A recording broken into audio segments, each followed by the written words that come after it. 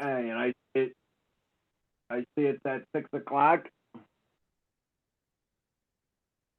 So, okay, so if everyone is ready, We're ready. Call to order the meeting of the Reading Planning Commission for December 19th, 2023. In attendance, we have, besides myself, we have Nelson De Leon, we have Peter Rye, and Danny DiCarlo, which gives us a quorum. Also joining us this evening is Jerome Strinkoski, our planning consultant, Emily Diaz-Melendez of the zoning office. And is anyone here from Public Works or the solicitor's office already? Will, it's Michelle. I'm here. Michelle Smith from our solicitor's office, thank you. And I'm sure we'll be joined by Public Works at some point, I hope so. Okay, the first item on the agenda is the agenda itself. Are there any changes for what was advertised? Hearing none, is there a motion to approve the agenda as advertised? I'll make that. Motion by Peter Rye, is there a second? Second. Second from Nelson De Leon. Any discussion on the motion? Hearing none, all those in favor, please say aye. Aye. Aye. Opposed, nay. The ayes have it, and the agenda is agreed to. There is a lot on the agenda this evening, but almost all these items we have already reviewed to some degree. Just so the public understands, we have been diligent in doing our work and reviewing these items. The first item is the North 9th Street annexation plan for 320 to 324 North 9th Street, which is a preliminary final plan review. Is there anyone here representing that plan? Larry Grabowski from C2C Design Group. Good evening. If you would like to give us a little presentation on a synopsis of your plan now, I'll give you the floor.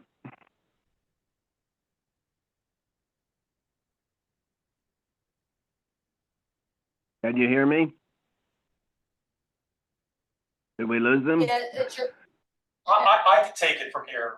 Well, this is Jerome. Okay, is this Jerome? Yeah, I'll take it. You This want to is the go through 320 and, okay, go right ahead. You introduce it then. Okay, this is the 320, 324 North 9th Street annexation plan. This was previously reviewed by the Planning Commission a few months ago.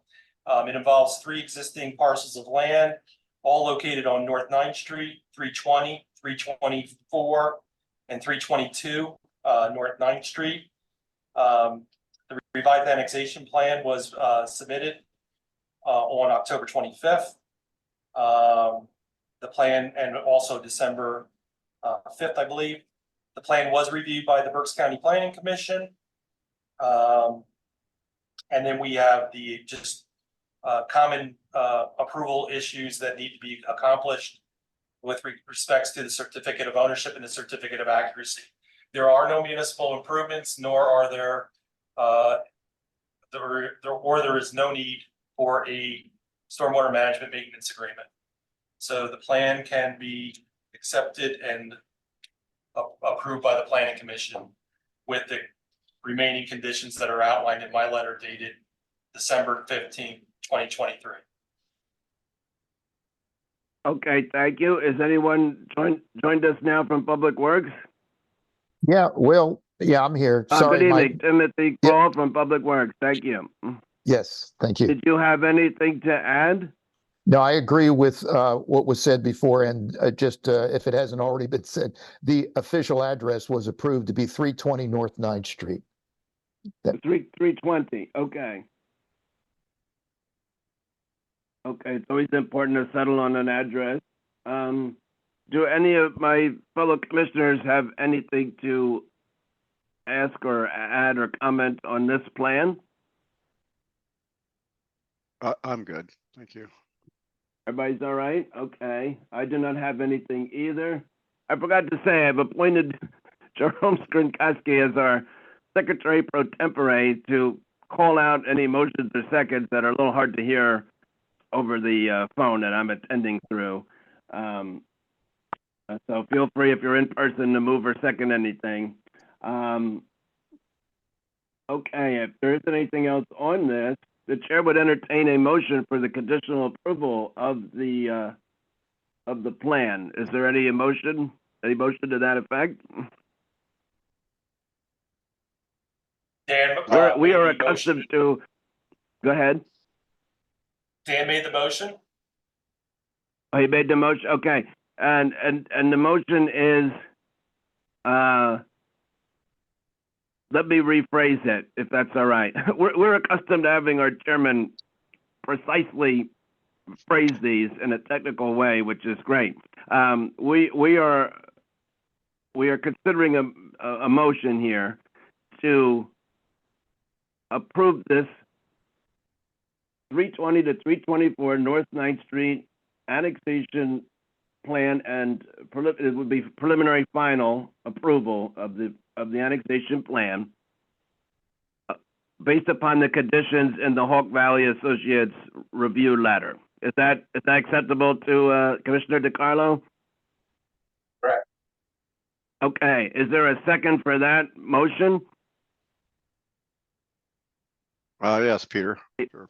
Peter Rye seconds. Is there any discussion on that motion? If not, all those in favor of the motion, please say aye. Aye. Aye. Opposed, no. And the ayes have it, and the plan is approved. Okay, thank you, and congratulations to the applicant. We wish you well. Okay, and that takes us to the second plan, which is the Novus Preliminary Final Annexation and Land Development Plan. Is there anyone here? I know we reviewed this one before also. Is there anyone here to present anything for us on this plan? Or attending over the phone or computer? If not, I'll let our planning consultant summarize where we stand with this plan. Go ahead. Okay, this plan is the Novus Annexation and Land Development Plan. We previously reviewed this plan last month. This is located at 40 Noble Street. It is the combining of two parcels of land, which are 40 Noble Street and 609 Brookline Street. 40 Noble Street has an existing two-story building. 609 Brookline is a parking lot was utilized from time to time. The revised plan was submitted. It was dated December 11th, 2023. There are just a few remaining items that need to be addressed via notes, in which the applicant has agreed to take care of. The Berks County Planning Commission has issued their review. The certificates of ownership and accuracy need to be completed. There are no municipal improvements with this project, nor is there a need for a stormwater management maintenance agreement. We had asked Public Works to look at the sanitary sewage issues, which they have. And then we also had asked Public Works to just verify that the limits of the curbs and sidewalks that are being completed or replaced at this time are acceptable, or if additional work should be considered along Brookline. But for the most part, site accessibility will be made via Gregg and Noble Street. So I'll turn it over to Tim and see if he's got anything further. Yeah, the only two things, and yes, I would address the sidewalks, ramps, and driveway. They're already being inspected. I believe they're being installed if they haven't already been. Chris from our engineering office has been inspecting that, and he is out for the day, so I wasn't able to get an update on it today. But if there was a problem, I'm sure he would have let me know. So I expect that that's going well on the sidewalks, ramp, and driveway. The planning modules, a note was added to the plan to my satisfaction, and I expressed that today in an email that I sent to the whole group. So that has been, there was a note added to the plan that the The proposed use is expected to be less than 1 EDU, and since the lot was subdivided prior to the Act 537, that we're fine here with no further planning, sewer planning required. And that pretty much sums it up for Public Works. Okay, well, thank you. We did receive that email. I don't know if everybody had a chance to see that late this afternoon, that your concerns are satisfied. That's good. Yes. Do any commissioners have any questions or comments? Does anyone else have anything? If not, is the recommendation that we could do a conditional approval of the final land development, the annexation and final land development plan? I'm asking our planning we're all set. consultant, would you recommend we do that? Yes. Okay. Okay. Very well. Is there a motion to that effect? So move. Okay, so again, I want to rephrase the motion, if that's all right, Commissioner De Leon. So the motion would be that we would be granting conditional preliminary final approval for the annexation and land development plan for Novus at 40 Noble Street, subject to the conditions in the Hawk Valley review letter for this plan. Does that sound good? Nelson? Yes. Okay, sir. good. All right. Is there a second to that? I'll make a second. Peter? Commissioner Rice seconds. Is there any discussion on the motion? If not, all those in favor, please say aye. Aye. Aye. Aye. And opposed, no. The ayes have it, and the plan is approved. Okay, so congratulations. We wish them well on that one. Thank And you. that takes us. You're welcome. Good luck. And that takes us to the Duca Properties, DUKA Properties Parking Facility for the preliminary final annexation and land development plan. And this is the one located at 1136 to 1148 Moore Street. Is anyone here for this one and the next agenda item as well? This is Larry Grabowski with C2C Design Group. Thank you. So we did review this item agenda item last time. I'll turn it over to our planning consultant first, because like I said, we've already reviewed this. Do you want to bring us up to date on the plan for this one? Yes, this plan was reviewed last month, and it was been revised by the applicant and resubmitted. My office has issued a review dated December 15th, 2023. And this is regards to 1136, 1148 Moss Street. For those of you not familiar with this project, there's going to be two Duca projects. This is the first Duca project, which we'll refer to as the parking facility project. The other Duca project we'll call the residential apartments. They're located at 1125 Moss Street or across the street. So we're just focusing on this project, which is 1136 to 1148 Moss Street, which is the parking facility. Again, this plan was reviewed on December 15th. We went into a lot of detail last time with respects to this use. We had all agreed that the plan for 1125 Moss Street would need to be submitted. We had some comments that are minor comments that are left with respects to the parking facility, which I think we are working out with the traffic engineer and Public Works. The issues with the curbs and sidewalks, the same thing. I think that these are down to minor comments that are left that we are also working out with Public Works as well. The landscaping plan was previously reviewed, and our arborist has looked at it and agreed to this plan. Fire and Rescue has also evaluated this plan as well, and they did not have comments on this property, but did have it on the other property. We also have some stormwater management issues that will need to be addressed. with respects to this project. These are, again, minor in nature, but they will need to be accomplished.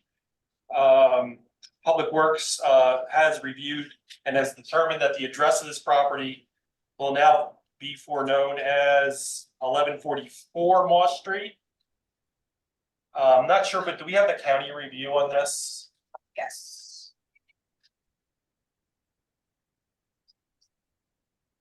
We do have it, Yes. Okay, we do have the Berks Good. County. Yes, we do. and we And had then to there's table just this minor and some comments other, left. yeah, sorry, I was gonna say, we had to table Yeah, this and a we couple could other bring- plans. Yeah. Go ahead. Okay, so we do have the Berks County Planning Commission review. This project will require a municipal improvements agreement and a stormwater management maintenance agreement. So those are the outstanding issues. Larry, do you have anything to say? No, everything is just stuff that you and I can work out. Outside of this meeting. I still don't have a review from Public Works for the stormwater. So I guess that's my biggest concern. But everything else is just, standard operating. We've included the stormwater comments into this. It's up to Tim if he wants to add additional comments.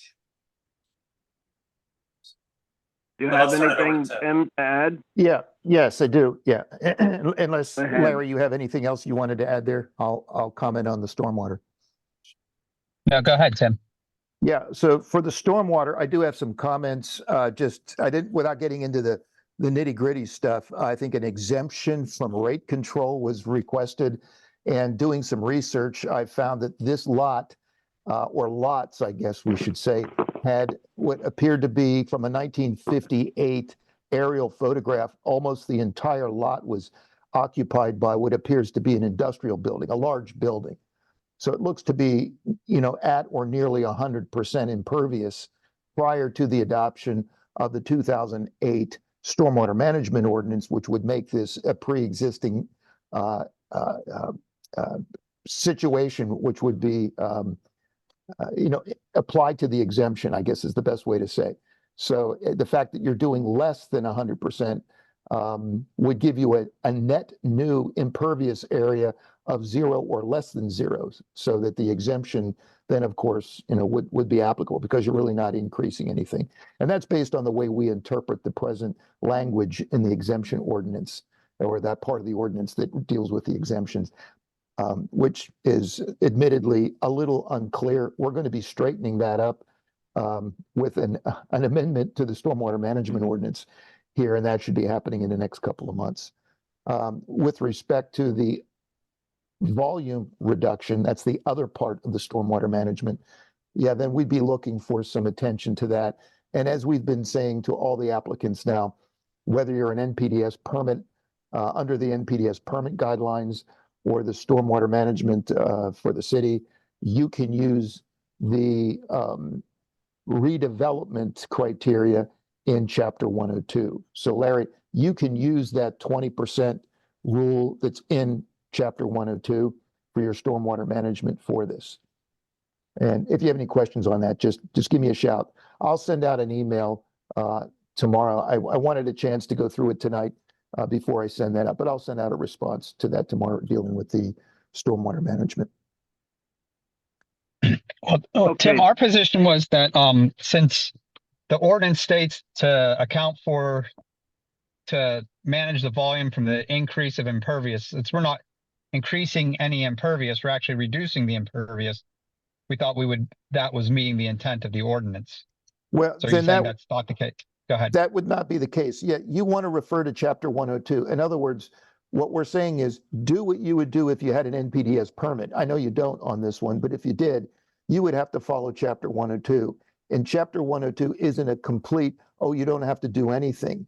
You have to assume that the pre-existing impervious area, that 20% of it is meadow. So the pre-existing condition would be 20%. Now, if you're reducing the post development that's even greater than what that would equal, then yes, you'd be correct. You wouldn't have to do anything. Because you would be able to demonstrate, or you should be able to demonstrate that much pervious area remaining would offset the existing or the pre-existing, 100% minus the 20. And I know I'm getting into the weeds here, but my recommendation is follow chapter 102, the DEP's chapter 102, as though this were an NPDES permit. I think you're going to be required, just looking at it, probably you have to do a little something, and you got some green space to accommodate that. I don't think it would be a major problem to do that. No, I think you're right. Okay, well, thank you on that. So my question for Public Works is, this stormwater exemption, is that something that the Planning Commission needs to grant, or is that granted by Public Works? Well, we've done that in the past, but I don't think it's necessary. Almost all of the subdivision plans that we get are exempted because they're all redevelopment sites with nearly 100% impervious area existing. So we've been sort of just allowing it because as long as they can demonstrate that it meets the criteria, then it's fine. It's exempted. We don't have to take action then. You Okay, wouldn't have to. Yeah, we'll exempt it. I did have one item though on the address, and I can't get to my emails, Jerome, but and Larry, are you okay with the 1144 Moss Street? Is that what was said here? Yeah, that's what was, I don't know if approved is the right term, but I have an email that it was 1144 is accepted. Okay, very Chris good. provided Yes. that. Yeah, my email right now is shut down because IT is working on it. I know he responded with an email. I just wasn't sure if it was 1144. So if that's what it is, I will double check, but we'll assume that's what it is, 1144. And I just wanted to confirm that with you, Larry. Okay, And that's all I and have. then, I did have one more that's all? question. Regarding comment 5G about provide property owner approval for the proposed curb and sidewalk along their frontage. Is there a template form that the city uses for contacting adjacent property owners for this type of situation? Or it's just entirely up to us?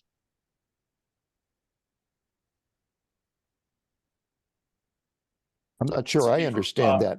Jerome, what? This will be for curb and sidewalk that may be not on their property. Yeah, normally we don't do that unless it's the city. I don't know that any private owner has done sidewalk and curb repairs on adjacent property. The city has. yeah, I can't think of any. So Tim, if you're looking at Yeah. the plan view on the screen. Yeah. So on the west side of Moss Street, Is it? there Oh, is the west curb side and of Moss. sidewalk. Yes. I'm seeing it. There's some on what appears to be on the south, going south on Moss Street. Yep. You're showing that- some that- improvements there. I wouldn't have a that's the problem with that. In fact, I would encourage that. But I think what we'll need to do is contact Larry, and I don't, but I know zoning does it a lot. So zoning might be able to help you with the contacts on those adjoiner. And I applaud you for doing improvements beyond the adjacent line. Well, it's necessary for site access to 1125. And that's the next one, right? Yes, that's the next That's item. the next. Got it. So it is just one property owner. It appears that it's Twin Door Holdings. That's correct. Okay. Tim, who would be my contact at zoning? That would be me. Emily? Yep. Okay. Yeah, so that information, is actually available through county assessment. If you're familiar with how to access that, if not, I can shoot you an email with the information that I can find on county assessment. Yeah, please do that. I'd appreciate that. Okay, Larry, I'll do that tomorrow. Yeah, that would be the same as the parcel viewer, right, Emily? Yeah, County parcel viewer? the parcel report. Yep, right. Oh, I can access the parcel report. If it's Okay, just yeah, that. Okay. that's what we use. Okay. But let me know if you have any trouble accessing it. Okay, I will. Thank you. Michelle may have something also.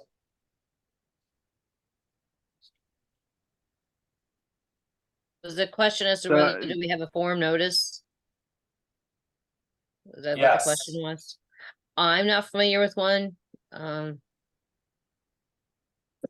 can check our files to see if I have any samples. But I'm with Tim. The only time I ever do it is when I do it for a municipality. And as a developer, they're not gonna, the adjoining property owners are not gonna be responsible for this cost. You're gonna do that cost, correct? Yes. Yes. Yeah, if I find something, but I'm not thinking that I have anything. We'll help you out, Larry. I guess with this, the question was, and I had brought it up to Larry, my name is Chris, co-developer on the project. It was just that this is like the backside of their properties if you look on the Google Maps, and it's nothing to do with their exits or entrances or anything. So I didn't know, you know what I mean? And I know sometimes it could be a nightmare chasing down owners. I've done it before in the past, just with previous properties I've acquired. And, you know, I mean, if it's, we got to get it, we got to get it. But we didn't know why we'd even have to ask him, just because it's not affecting his exit or entrances. Well, I think we'll be able to. yeah, but the reason why it's sort of courtesy, but it really goes beyond courtesy because each owner, the way the ordinance is written, each owner is responsible for the adjacent curb, sidewalk, and street trees in the right of way. They don't own that property. That's public right of way. But you know, as you see in a lot of municipalities, you know, they're responsible for that. So in effect, you're kind of doing it for them. It's their responsibility. So you're kind of working it for them. And so it would be good to get that in writing. I don't know that we have a specific form. We've done this in the past through emails. As long as you've got something in writing that demonstrates that you've contacted them and they're in agreement with the plan as you show it, and that you're coordinating so you're not keeping them from doing their business, or, you know, you don't rip up the sidewalk when it's inopportune for them, you know, that you're just being coordinated with the work that you're going to do. That's what we're looking for from the city. Roger that. And I think also, Chris, you mentioned about the 1958 aerial photo in the chat. Yeah, I'll be sending that out tomorrow. I wanted to do the meeting first, and I already have a thing set up responding to the stormwater management. I'll send that out. And if I had your email, I don't know that. Oh, I got you right there. yeah, I see it. Okay, I'll copy you on that email tomorrow then. Yeah, thank you, Mr. Kroll. Appreciate You're that. welcome. Is that curb painted yellow or some other color of the adjoining property owner? Yeah. I don't think so. No, it's not. No, it's Okay. not. Okay. Yeah, I would just suggest, I guess the concern is if you have trouble tracking down the owner, that you make a good faith effort to document that you have done so, to contact the person. Good point. Roger that. We'll get them. I mean, they have signs there so that people can rent the units and stuff like that. So Oh, we'll give it the old college try. yeah, should be able to reach. It's my understanding, actually, we do own the sidewalks and curbs, the private owners, but they're in the right of way. Because like we have some leeway with the planting strip, for example, what we could do with that, but we are, as you're right, under the ordinance, we're responsible for the maintenance of it. So yes, as a courtesy as well as just coordinate, and we appreciate, because we're supposed to promote walkability. We appreciate that this will improve the site beyond your parcel. Appreciate that. A question for Public Works: that aerial map, does it show that these three parcels were actually part of what became known as the Great Factory Outlet Building? I couldn't remember if that was part of it also. Was that all Wow. one building from what you saw on the aerial? It was all I could see is one large building occupying this site. I don't know And to about the outlets. To the south, in other words, it was all one building. Yeah, I'll copy you Yeah. also, Will, to Oh, make, cool. so Thank you you. can see it. Yeah. Yeah, Yeah, that's it's actually, probably what it was. It probably, maybe the applicant knows. I was trying to remember if it extended that far Mhm. and must have been divided up later, after it had been demolished. And, the storage unit, people, and then these three lots. I noted on the revised plan that the name of the street on the west side was corrected. Thank you. Yes. I have one question for Public Works. Just a thought, and this is not for the applicant to worry about. Now, we're only considering at the moment the parking lot portion, but we're supposed to consider the next time on the agenda, the apartment together with this as a whole, because we talked about, people crossing back and forth in that. From what I saw in the photographs, and I haven't been by to drive by this lately, there's only one street light there. I know, of course, there's a lighting plan for the parking lot itself. Does Public Works think that's adequate, given the changes of the use here and everything? There's none on the North Mill Street side and one on the Moore Street side. Maybe it's okay as it is. I just wanted to, while we have the opportunity to think about it, what you thought.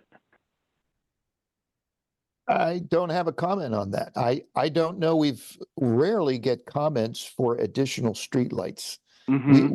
Once or twice in a long time, I think Mm-hmm. I've only had one or two requests since I've been working for the city. Oh, really? It's mostly for What's that? on-site. That's where the zoning ordinance applies. Saldo does not address right-of-way lighting. Mm-hmm. You do get into it with PennDOT requirements, but Mhm. even then, it's minimal. It's minimal. I mean, a lot of intersections you see don't even Yeah. have streetlights. Lighting luminaires lighting the street, not the traffic signal, but the actual luminaires. Right. So Yeah, I had requested one, and I got one on my telephone pole installed many years back, and Yeah. I guess they probably don't go. Obviously, they probably don't go through. Yeah, they don't go through planning or zoning. So, right. but I didn't know just if you had a thought on if you thought if that should be increased or not. The answer is I leave really, that well, up to your I don't judgment. know. Yeah, I don't know if the applicant would request it. I suppose we would look Mhm. into it and Yeah. and see how we could accommodate it. But that's Right. that's That one I don't streetlight's deal with. located- I mean, there's, That streetlight's located in the best spot it could possibly be. So, I mean, it's located right in front of the building, and it's Yeah. located on the one end of the parking lot. So I don't think we're gonna make any difference if we added a streetlight on this segment. Right, and of course, if It's for some reason the applicant finds some later time, after we've approved the plan and they've completed the project, that there's a need for light, they can always request. And that's true for anybody, any property owner, right? So, I'll okay. request, I'll request North Mill Street to get paid before I request a light, but, yeah, We'll add it to the list. thank you. appreciate it. Yeah. though. Okay, does any commissioner have any question on this plan?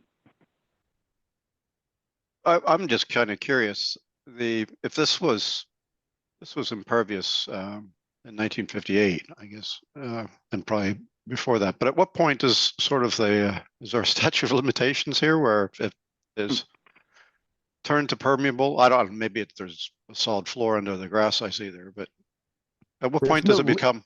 Yeah, I get the question. I get that often too. Unless you can show me that it has turned from impervious to pervious, it's impervious. Once it becomes impervious, it's pervious unless you can go out there with an infiltrometer and prove to me that it's pervious now. Yeah, It's very difficult to go the other way unless you put some effort into it. It Is it- can be done. yeah. So if there is green space, it's not going to contribute. Oh, no, it Infiltration. will. If it's Yep. green space that it's designed to be a BMP, a best management practice for infiltration, that's But that done would- frequently. That Yeah. would require digging whatever remains of the foundation or floor out. Or whatever, yeah, to achieve. Now, we're not going to make them on something this small. We're not going to make them do pre-testing. We can use an assumed half inch per hour or whatever. But they would need to detail how this type of infiltration bed, usually a planting bed, where runoff is directed to infiltrate. And we have several sites where you can see parking lots very similar to this. The one on McKnight Street, for instance, that we did for the parking authority, very similar type of design. Mhm. But that was a good question. Anyone else have anything? And so the recommendation from our planning consultant would be a conditional approval of this plan? Yes, this plan could be conditionally approved. Okay, so is there a motion, and I'm going to word it up front. Is there a motion for the conditional approval of the preliminary final annexation and land development plan for 1136 to 1148 Moore Street for Duca Properties, subject to the conditions in the Hawk Valley Associates review letter? I'll make that. Peter? Commissioner Rye, is there a second? Anybody?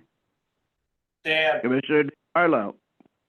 Okay, any discussion on the motion? Hearing none, all those in favor of the motion, please say aye. aye, Aye. Opposed, nay. The ayes have it, and the motion is approved. Thank you, gentlemen, and now we'll turn to the next item while you're with us, which is the Duca Properties Apartments across the street, which is a preliminary final land development plan located at 1125 Moore Street. Now, this one we had not reviewed, so if you want to introduce it, Jerome, I'll let you do that and let the applicant add anything to it then. sure. First thing I want to do is I want to correct the date on this review letter. It should be December 16th, 2023. I'll send out an amended version of this review letter to all. So you have it, but it was identified as November 25th. It should be December 16th. This plan was submitted as a result of the other plan, as well as the zoning hearing board's decision. The zoning hearing board had, this site is located within the R3 zoning district. The zoning relief was granted by the zoning hearing board via zoning hearing board appeal 2023-23, which was on September 13th, 2023. This allowed the residential apartments as part of the conversion at 1125 Law Street, which will consist of 55 residential apartment units. So the applicant has achieved approval of that item. The conditions are noted on the plan. There are some things that we need to discuss with respects to those, and I'm going to go over the most critical ones. In regards to off-street parking, there are 39 parking spaces located at 1144 Moss Street. On the plan, as well as the zoning hearing board decision, it states that there's 37 off-street parking spaces at 1125 Moss Street. Can someone help me out with where they're located? There's interior parking. Now, on the floor plans that were submitted with the zoning hearing board application, it does not show that. Yes, they do. Not that we got.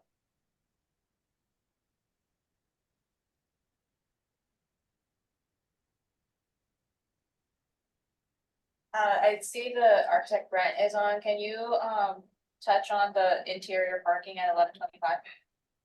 Yep, we do. I will provide the architectural floor plans that show the 2 levels of interior parking in our next submission.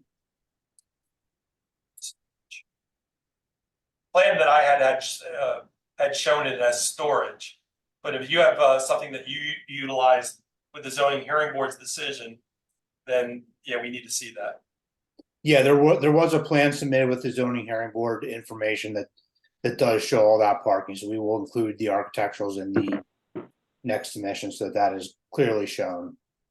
Okay, when you do that, and are these going to have access on the Clover Street or Moss Street? The access for the indoor parking is off of Moss Street, and if you look closely at the plan that's shown on the screen, you will see on that top left corner of the building footprint, it does say, note the garage opening there.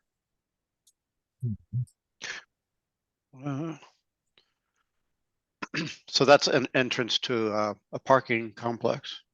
Correct. Okay. We'll need to take a look at that a little closer. We have some of our standard conditions that with respects to lighting and landscaping, but the other big comment that is, there's two remaining comments that need to be addressed. One being sanitary sewage. This is going to require a planning module because of, and you have submitted that information, but that will need to go through the proper channels through Public Works, and Tim, this will go through the city council, I'm assuming, right? Yeah, assuming, I haven't seen the calculations, but I assume that the proposed will exceed whatever is existing. I'm not familiar with this building, but I assume that this will exceed 1 EDU. This will be how many units here? 55. 55 units. Yep, you're going to need planning modules. That will need a resolution by city council and full planning modules. It's not expensive, it's time consuming. It just takes a while to get it worked through. I think I heard, did you say that a proposed planning narrative or something was submitted? I missed that. They had submitted the planning module of the with this proposal. Larry, is that correct? No, actually, that's not. We didn't submit anything. We're not someone. We're still putting that together. Okay. Just don't forget that there is a fee for that too. So we'll get it rolling and process it as soon as we receive it. You just have to email it to me, and I'll get it over to our consultant so they can start working on the engineering, and then the fee. And I think it's $350. But shoot me an email. I'll let you know. It's like you've done the other ones.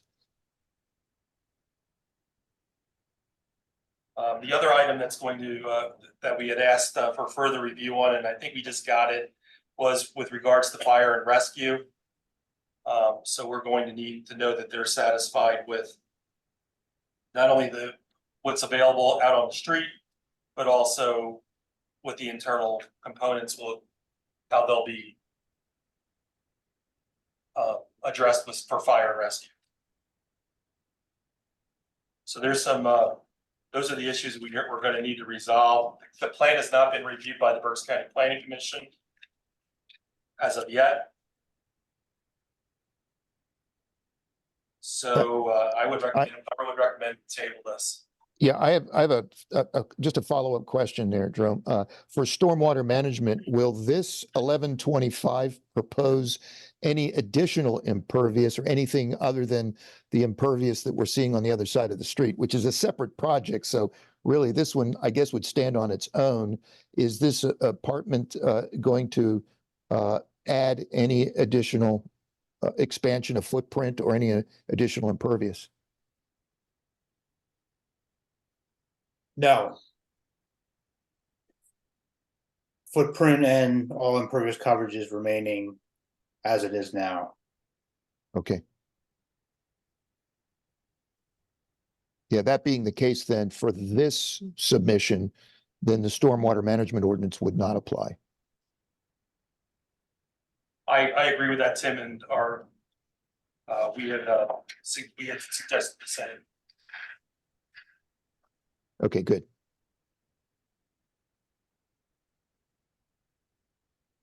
So as stated, I think we should table this.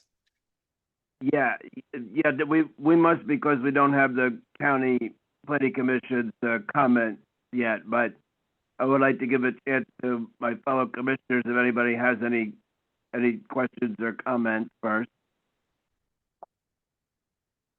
If not, I do have a follow-up. This question is for zoning. The parking spaces, the interior parking spaces, I presume that they meet the standard dimensions and that there is the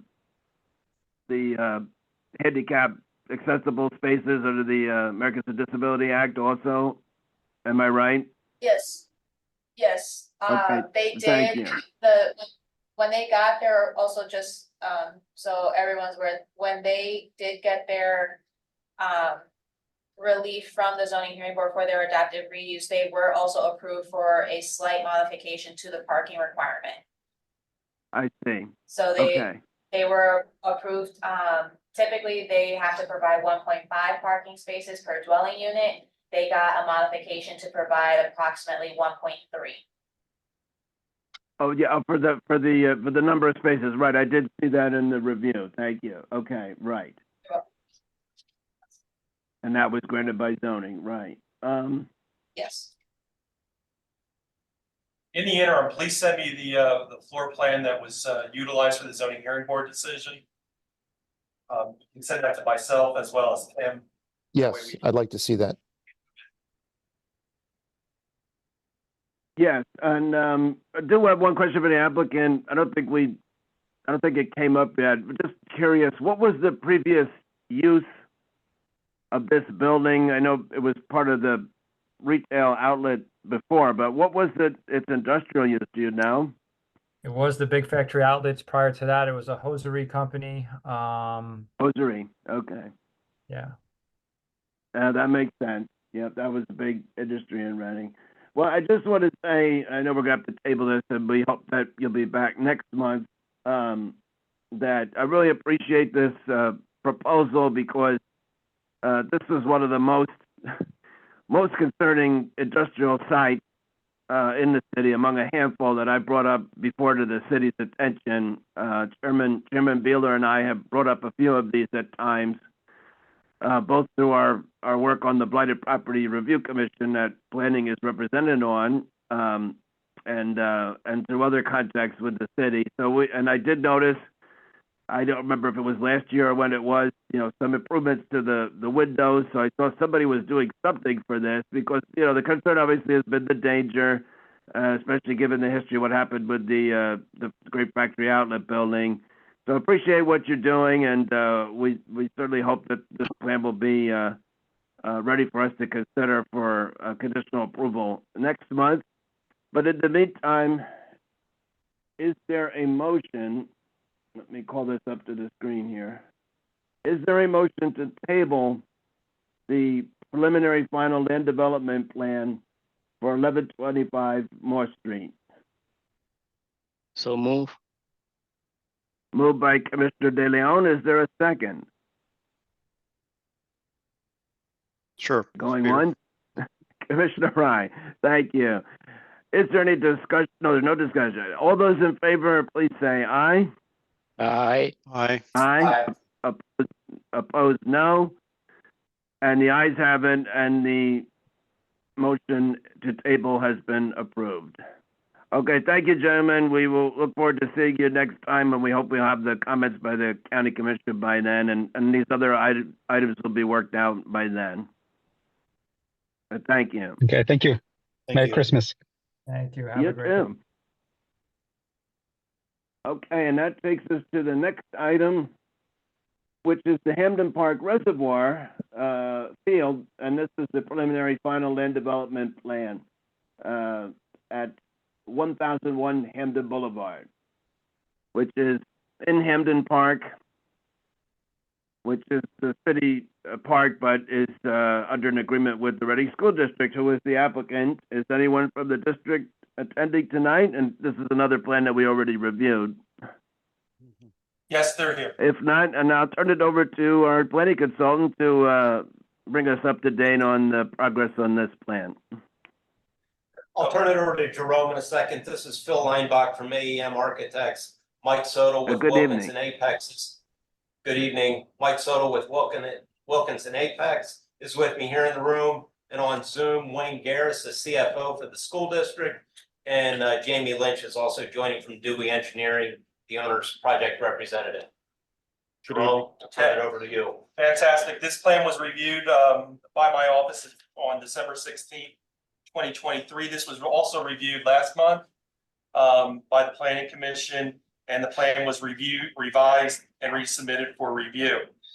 We just have a few technical items that we have remaining on the site. I know the applicant has been in conversation with both Tim Kroll as well as Jim Dimmerling with respects to traffic accessibility, and then also Michael Hartman and Tim Kroll with stormwater management issues as well.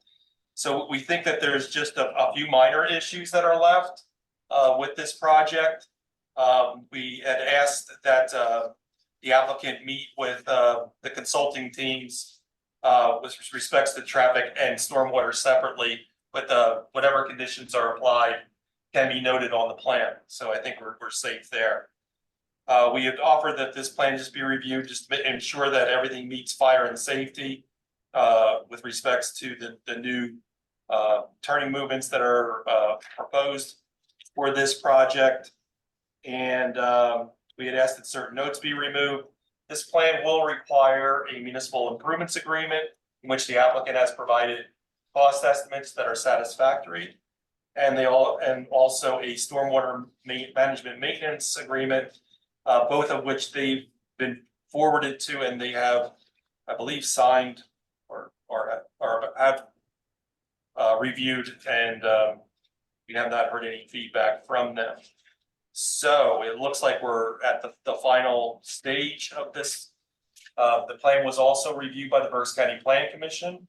It was also, the letter of adequacy was issued by the Berks County Conservation District. So it looks like we're in good shape with this plan as long as we get through those minor issues. Ted? Yeah, I agree with everything you said there. I think we're all in agreement. I think the only comment I would add after all the discussions we've had after reading the stormwater management, I'm a little bit unclear on the infiltration and where that will occur. I agree that I don't think Public Works needs to review the engineering drawings for the retaining wall, but I will caution that you don't want to put an infiltration area behind the retaining wall. In other words, on the upper side, you don't want to direct water to the upper side of a retaining wall. You want to keep that dry. And when I read the narrative for the stormwater management, it appeared to say that may be where the pavers are and maybe an area considered for infiltration. Maybe you can clear me up on that. And I don't know if that's Phil or Yeah.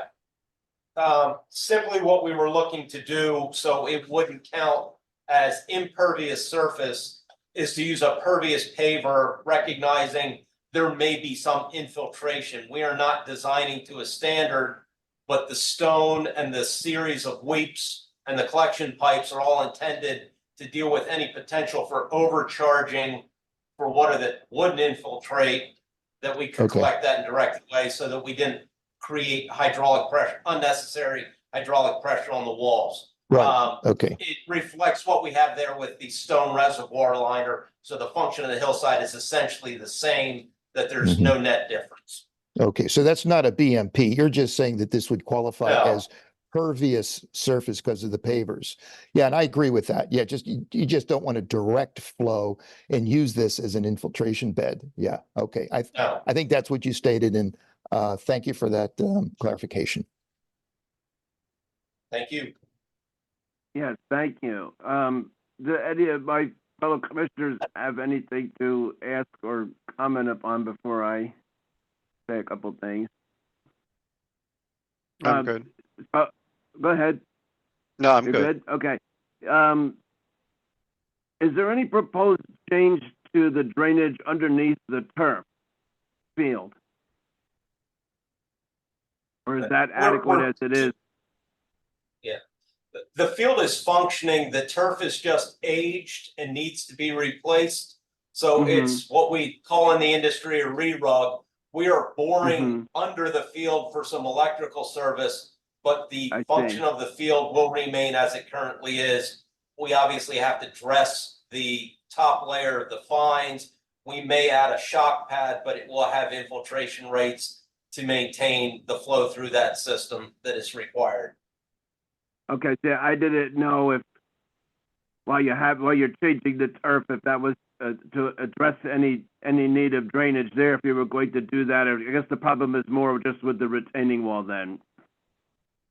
It's the eastern hillside stabilization is Right, the focus with right. that.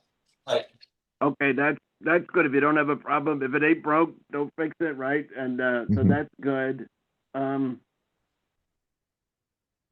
The one question is, I appreciate that you're going to increase the parking with that section there at the southwest part of the site. I noticed, I took a look at the site. I hadn't seen it for a few years. I noticed currently there's some maintenance vehicles parked there. Do you have a plan for where you'll be parking them? Because this would be nice to open this up for parking for the public and the faculty, staff, whoever uses it. the plans are to locate them to other district facilities, obviously within the district. There may be a piece of equipment there seasonally for snow removal or something, Sure. but we wanted to Right. take the fence down and create the parking, so that will be dealt with. Good. Yeah, that's good. There's always the need for, it does get used for parking during the day, as you probably know. This was the area I wanted to add where I've mentioned the previous meetings, where the skateboard park was temporarily. And that was removed in the mid-2000s when this area was renovated the last time. So I understand the traffic flow. So there's a north driveway and a south driveway. So from the south driveway, the traffic flows north towards the reservoir. So that will be one way north, right? And then from the south reservoir, the north driveway, it'll be one way only up to the tennis courts. Is that right? More or less, it's two-way up to the field and the access down to the field. That's existing, and we're maintaining that. Once you get to That'll the still be access two-way, point right. to the field, then it is one-way north, which it is signed now, it's just not regularly observed. So that will be more clear with the improvements. Okay, yeah, of course, it's two-way. Yeah, it has to maintain to be two-way. Obviously, people couldn't get back down. Right, I meant to say that. Right. So where would the signs be for the transition point? Where would the transition point be? Or do you say that currently? I didn't know that that's one way, or if I did, I forgot. I didn't go that far to check that part out. I only went and turned around. So at some point there'll be a place where it'll say "do not enter," where they can't go the other direction. Is that right? At the north end, right at the tennis courts where they end, there's the electric service for the lighting for the tennis courts is there. That is the approximate location. It's on the plan where the do not enter signs will be placed for traffic north heading south. Okay, that's good. Okay, I was just curious about that. And on the south end, there's a point at the same thing at the triangle area. Is that correct, Phil? Where it changes from two-way to one-way. That was explained to me, and I had to understand where that triangle area was. And once I found that made sense then. Because it's two-way on the south entrance also, up to that point. Yeah, but it's two-way around the triangle. Yes. Ultimately, there's a potential that we may add parking off of that in a future project. So it's I think two-way circulation. Up to just beyond that triangle, then I think. No, all the way up to the field. The access down to the field is two-way because you need to be able to get down to the field and then head back out. So you can turn right back the other coming way. out of the field access and head south out of the site. The proposed one-way signs will be at that driveway that goes down to the lower level to the field. Yes. That's where the Okay, one-way so it'll be signs at will that start. point. Okay, all right. Okay, that makes sense. Yeah. Okay.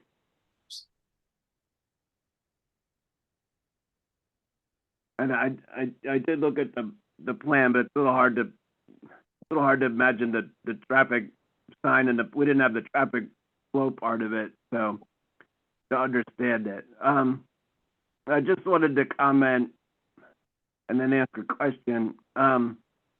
I noticed that the gate was open to the tennis courts, which I appreciate. Now, that's not part of this plan, but obviously the circulation to and from is. And I just appreciate that because the idea was that this is for public use. And when we because I had served on this board and we approved this the tennis court plan, and of course that's when I asked the city, because this being a city property, if they could obtain any grant money for it, and they did come up with a grant for it. That's why their signs are up there. And I had noticed every time that the gate is closed and one would have to step over it and onto something to get to access the courts. And I would tell people, well, just jump over that and use the courts. They're supposed to be for the public. And I appreciate that the district let me know in the discussion for this that, yes, I wasn't doing anything wrong. It is definitely supposed to be available for the public. And that's the first time I saw the gate open. I actually had voted against the resolution, but that's because I was protesting we were not following regular order, and the newspaper never bothered to explain it. The reality was I was really very much in favor of this, no, mostly because it was good for the district, but the idea was anything as well for the public, because just like the city's facilities can be rented out, so can the district's facilities be used. And I got compliments from the tennis association how nice those courts are, which leads me to the question. Last I had looked, the reservoir, like the other district facilities, is also available for rental when one submits an application and pays the fee for the public to use as well. Is that still the case? Is that still planned to be continuing to be available as well for the public? Yes, that is the plan. That would not change under the current policy that the board has in place for rental use. Good. Yes, that's good. We always wanted to encourage things to be used for the public, just like you've said before. The parking is available for the public, and that's good because, like I say, this is a city park. It's a joint agreement between the city and the district. This is a great example of mutual cooperation. So this isn't something only for the district. It is something that anyone can rent out that meets the criteria and follows the proper procedure. Well, thank you for that, and I appreciate this project, and I don't have anything else or any other concerns. So the recommendation from our planning consultant then would be a conditional approval? Yes. Yes? Okay. So unless there's any other discussion, anybody else have anything to add? Is there a motion to approve conditionally the preliminary final land development plan for the Hampden Park Reservoir at 1001 Hampden Boulevard, subject to the conditions in the Hawk Valley Associates review letter? I'll do that. The motion by Commissioner Rye. Is there a second? Second. Second, Commissioner De Leon. Any discussion on the motion? If not, all those in favor, please say aye. Aye. Aye. Opposed, nay. And the ayes have it, and the motion is approved. Thank you. And we wish you well with this project. Thank you and happy holidays. You too. Thank you very much. Okay, and now we're up to the Burn Street Car Wash revised final land development plan at 1725 North 5th Street. This sounds familiar. We've reviewed this a few times, but I understand there's been a significant change to what was originally two separate projects. So I'll let is there anyone here representing the applicant tonight? Yes, this is Joan London, and good evening. how are you, Will? And Oh, doing all right, thank you. Good to hear from you as always. And is anyone else here too besides you? Mr. Rowland is here, and Oh, Sarah, we have the owner? Sarah- Okay, great. and Sarah Phillips is also here. Okay, good. And I'll let our planning consultant introduce the project and then give you a chance to update us anything that you would like to. Go ahead. Okay, This plan was reviewed by my office on December 18th, 2023. This is a revised final plan. This was formerly known as Lot 1, which was the car wash. Lot 2 was previously known as the storage facility. It's our understanding that the Lot 2 improvements would be removed, and if all of this project then would be considered really just Lot 1, which is going to be developed at the 3.93 acre site would be then be developed for just exclusively as the car wash. So there is no storage facility on the property. Going through our comments, this will now involve an annexation, considering that there were previous parcels. We had a re-subdivision that was proposed on the other plans because we were reconfiguring lots. But now we're going to combine two existing tax parcels, as well as the land that was also part of the paper street for Church Street. So it would involve those three annexations, and we would be just looking for a common deed description to be recorded with the final land development plan. Does that make sense to the applicant? Yes, it does. Yes. There'd be an annexation of the two parcels plus the area of Church Street that was vacated. Okay, great. Moving forward through the review, then also they have provided a stormwater management plan. Well, first of all, let's go back to the other one. With respects to site accessibility, parking, and loading, the one comment we had on here was with regards to the highway occupancy permit. We weren't sure if it would have to be renewed differently, or if it still would. It's been approved. It's just a matter of, does it have to be changed at all? We weren't sure of that question. I think we'll need some verification, and I don't think it's going to be a complicated matter for that to be addressed. Same goes through when we'll get to comment 4 is with respects to the NPDS permit. We had an NPDS permit for the entire site, which identified 2 parcels of land being developed. The site improvements do not change. Stormwater management facility does not change, but does the NPDS permit itself change? So that's something we'll probably need some verification for. We also had some other stormwater management issues, and it mostly dealt with the common facilities that were addressed as part of the easement agreements, as well as the access easements. So we'll need to address those as needed, put it that way. Right. I mean, we realize that there will be changes with the agreements, and that I went through the plan. Won't be needed.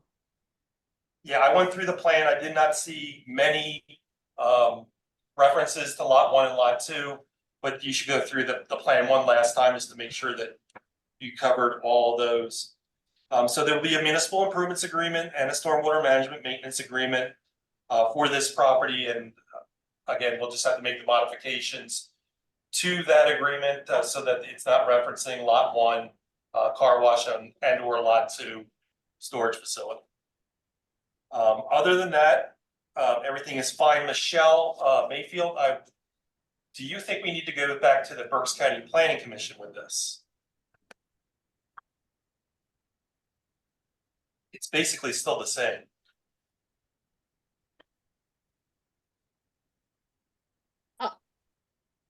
I think I would, just out of caution. I don't want them to go to record a plan and they say they've never seen it.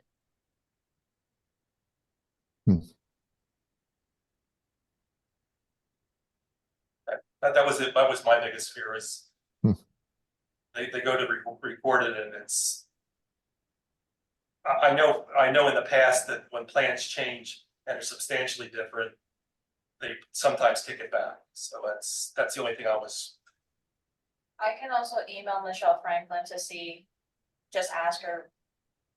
Yeah. If they would need a resubmission. I just saw her today. I Yeah, think we can go with that. Yeah, reach out to them and if we don't get a response, then I would resubmit it. Okay, Other than that, would recommend reapproval of this plan with everything being revised accordingly. Tim, do you have anything further? Yeah, no, I can't think of anything. It doesn't appear that the HOP would be changed. I'm not seeing, I mean, the entrance, there's no driveway entrance changes here, correct? No, there's no changes. On the Fifth Street side, and the only HOP was for the curb and sidewalk, so I doubt if that would be affected. That would be the only thing Yeah, I would think of. The rest of it's just I was wording more, and, I was more concerned with the MPDS permit. yeah.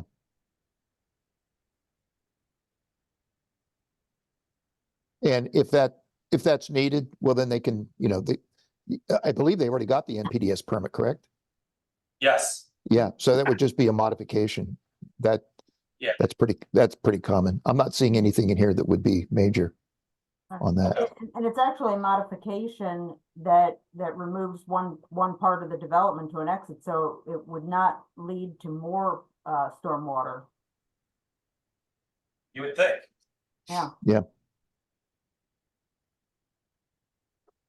So yeah, I don't see any other reasons to hold this plan up from approval.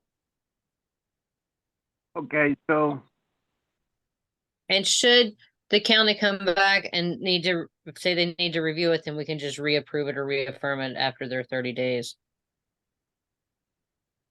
Yeah, that was Very the other well. thing, Michelle, is do we want any other special notes if we do want any other special notes to be added to the plan with respects to, say the plan was previously approved on July 27, 2022, reaffirmed on 3 different occasions.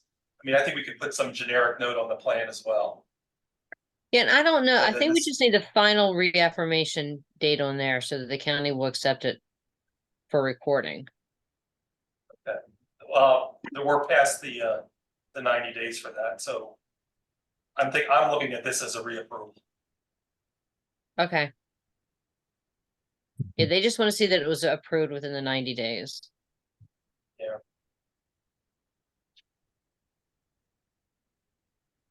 so I understand this correctly.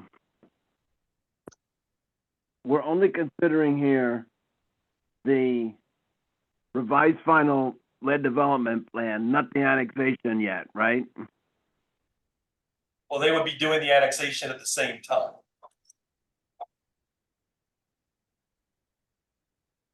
They would be adding But what the- annexation and land development plan to it. Right, and we'd be. So was an annexation, go ahead.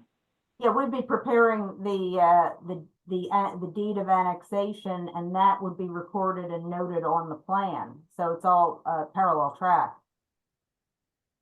I see, but I'm saying that what the applicant is requesting is land development and annexation? It doesn't say that on Yes. the agenda, but that's, I mean, is that what we would be considering both at the same time now? Yes, because one is part of the other. Right. And the only revision They to just the did- plan is just the removal of the references to lots 1 and 2, is that right? That's right, and the preparation of and reference to a unified description. Sure, right. Right, because you would, okay. Okay, and has the Church Street annexation been approved by city council? Yes. Yes. I mean, sorry, the that- Church Street vacation, Right. Yeah, that was Yes. done. Yes. Last year, I believe. some long time ago, I figured, right. Right. Okay, so that parcel is available to you to consolidate, and that would be part of what we would be. So we would be approving the revised plan with the annexation. Just so we understand, do I have that right, Joan? Yes, it's a revised final plan with annexation. Mm-hmm, Hmm, okay, And that would be the best Okay. description of it. okay, Yeah, I would just make sure that the title references Burn Street Car Wash annexation and land development plan. Yeah, that's fine. just leave that, okay, would you, land development and annexation plan? Either way. Okay. All right, do anybody fellow commissioners have any questions or comments? Yes, Mr. Chairman, I have a question either for John or Mr. Roland. Will the proposed food truck still go? Hmm. The food truck was at a different location. That's Yeah, all. that was. Well, it was a different location. Oh, damn. Yeah. Food truck is currently up the street on Fifth Street. It Right. is. So, Is up the street? yes, at, Oh, yeah. Oh, I saw it there. Okay. North Fifth Street. All right. Food, Thank you. try it. Will. Is still Dominican food Where is still? the food truck? It's up at the current car wash there. Yeah, like Yeah. 1 block Oh, south. the one we had approved Yeah. up, down Fifth Street, yeah. Is still Dominican food? I hope I didn't miss a food Yes. truck. All right. Yeah, no, that's not on this parcel. This is a little further north. Yeah, but that was good. That was Yeah. good to ask. Okay. If anybody else doesn't have anything, then this would be a motion the chair would entertain for the revised final land development and annexation plan for 1725 North Fifth Street. Does that sound right? The car wash. The car wash, Yeah, that's yeah, good. specifically the car wash. Burn Street Car Wash revised final land and annexation plan for 1725 North Fifth Street. And it would be a final, not a conditional plan, as I said. Is there a motion to that effect? Anyone? So move. Moved by Commissioner De Leon. Is there a second? I'll second the motion. You were Oh, beat. did I miss somebody? Go ahead. Go ahead, Dan, whoever all right. that was. Commissioner DeCarlo, very well, thank you. Any discussion on the motion? Hearing none. All those in favor, please say aye. Aye. Aye. Opposed, nay. The ayes have it and the motion is approved.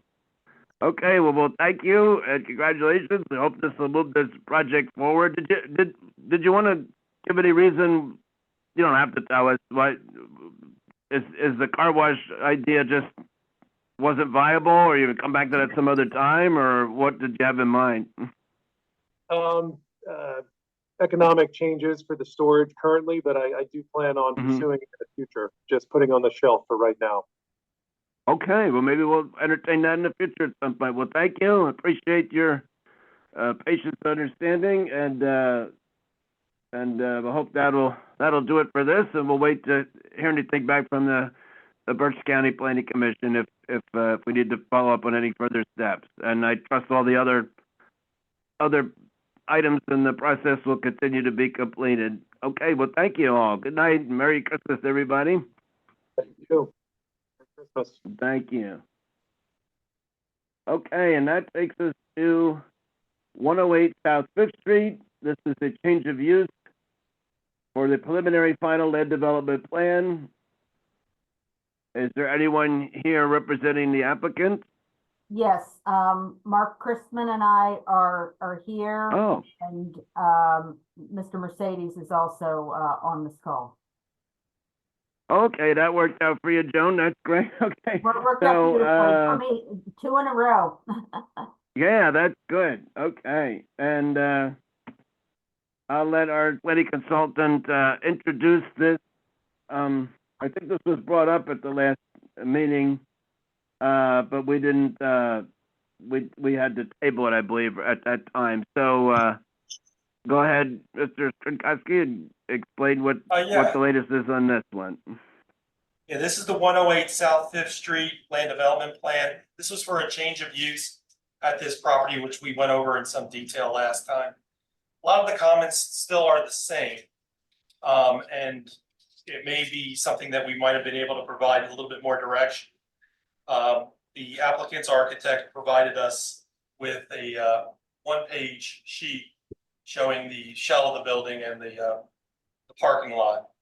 I should have provided some samples that the architect could have utilized from past plans that were adopted with adaptive reuse in the CC zoning district, which may have help out quite a bit.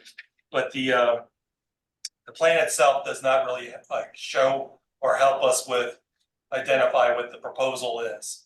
What I did make a reference to is maybe shrink the or reduce the scale to 1 inch to 20 feet, and then include some of the plan notes that we typically see for a change of use plan, as well as the zoning criteria, parking criteria, and other relevant information that may be useful for the plan.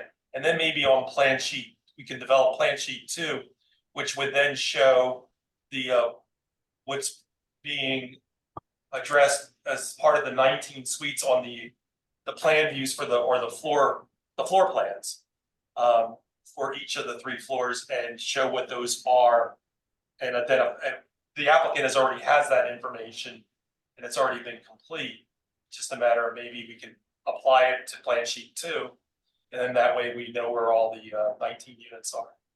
So I would like to work with the applicant's architect directly, get some of these issues resolved. Some of the other issues that we had talked about, we resolved in terms of sanitary sewage flows. The applicant has submitted that information to Public Works. And Tim, do you have anything further on sanitary sewer flows? This is the one where I promised to send Joan an email responding to the additional information we received at the last Planning Commission meeting, where they explained this projection, or what they have there now for the water meter was at or near 100% occupancy. Joan, did I send you that email? I remember starting it. I don't remember if I sent it. Let me see. I have. And I can't get into my emails right now because IT has it shut down. I've had my IT problems lately too. Let me just see if there's anything from you in the last. If I didn't, it's definitely it's in my draft box. Shoot me an email and I'll send that to you. I'll make sure that we have that cleared up. That we do have. I'll send it over to you right now as a reminder. That's fine. Because my notes say that it looked like the narrative that we received estimated about 1.8 EDUs, and that would be under the required threshold to require planning modules or any additional sewer planning. And I wanted to make sure we got that in an email. Right, and these are small commercial uses is what they are. And these are not for the most part users that would be heavy users at all. Right. And I think we had the accurate water meter records to demonstrate that with 100% occupancy.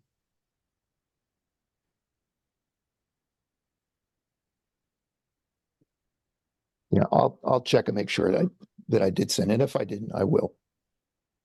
Yeah, I like to again, just to provide the assistance that's necessary, just so we get this on the right track, because we need to get it in a suitable condition where we can resend it to the county, and then that they can review it as well. And then that way we can get comments back for our January meeting.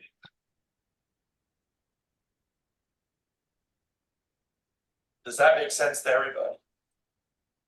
Mark? Yeah. Mark, you're on mute. I realize that. Give me a sec.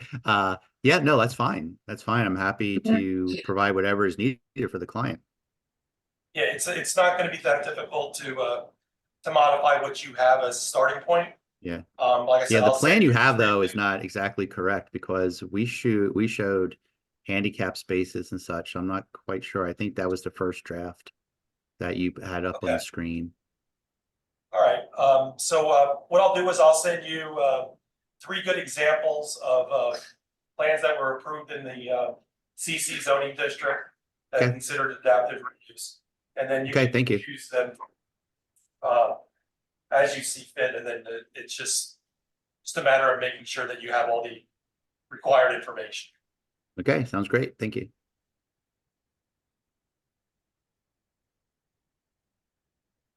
So I would recommend we table this then for now. Yes, thank you. Does any of my colleagues have anything to question or comment on before we do so? I'm good. I do not either. I think it's I think that's helpful, that our planning consultant will provide some examples as templates, so to speak, to the applicant for what we need. So is there a motion to table the preliminary final land development plan for 108 South Fifth Street, change of use? I'll do that. Peter. Commissioner Rye moves it. Would anyone second? Second. Dan, Commissioner DeCarlo seconds. Is there any, no, of course not. All those in favor of the motion to table, please say aye. Aye. Aye, opposed no, and the ayes have it. And so we'll table that, and we hope maybe by next month that we'll have something in the form of a plan, and if the county commission will have commented by then we will be able to consider the application for the change of use then. So we wish you happy holidays in the meantime, and thank you. Thank you. I just have one question. Will you be emailing me the samples? yes, Okay, great. And you have access to my email address, I assume? I believe so. Were you on the listing that, actually, No, Joan, if you can, Actually, Yeah, Joan- I had to forward everything to Mark. Yeah, okay, Joan, just send me all the email addresses that would be relevant. Sure, glad to. excellent. Thank you, Joan. Thank you. Okay, thank you. Thank you, everyone. Okay. Have a good evening. Good Nice holiday. night. Bye. You too. Thank you. Okay, so that takes us to the Reading Redevelopment Authority's reuse recommendations for 122 and 124 South Fifth Street. Is anyone here from the Redevelopment Authority this evening? Yes, this is Shannon Kalori.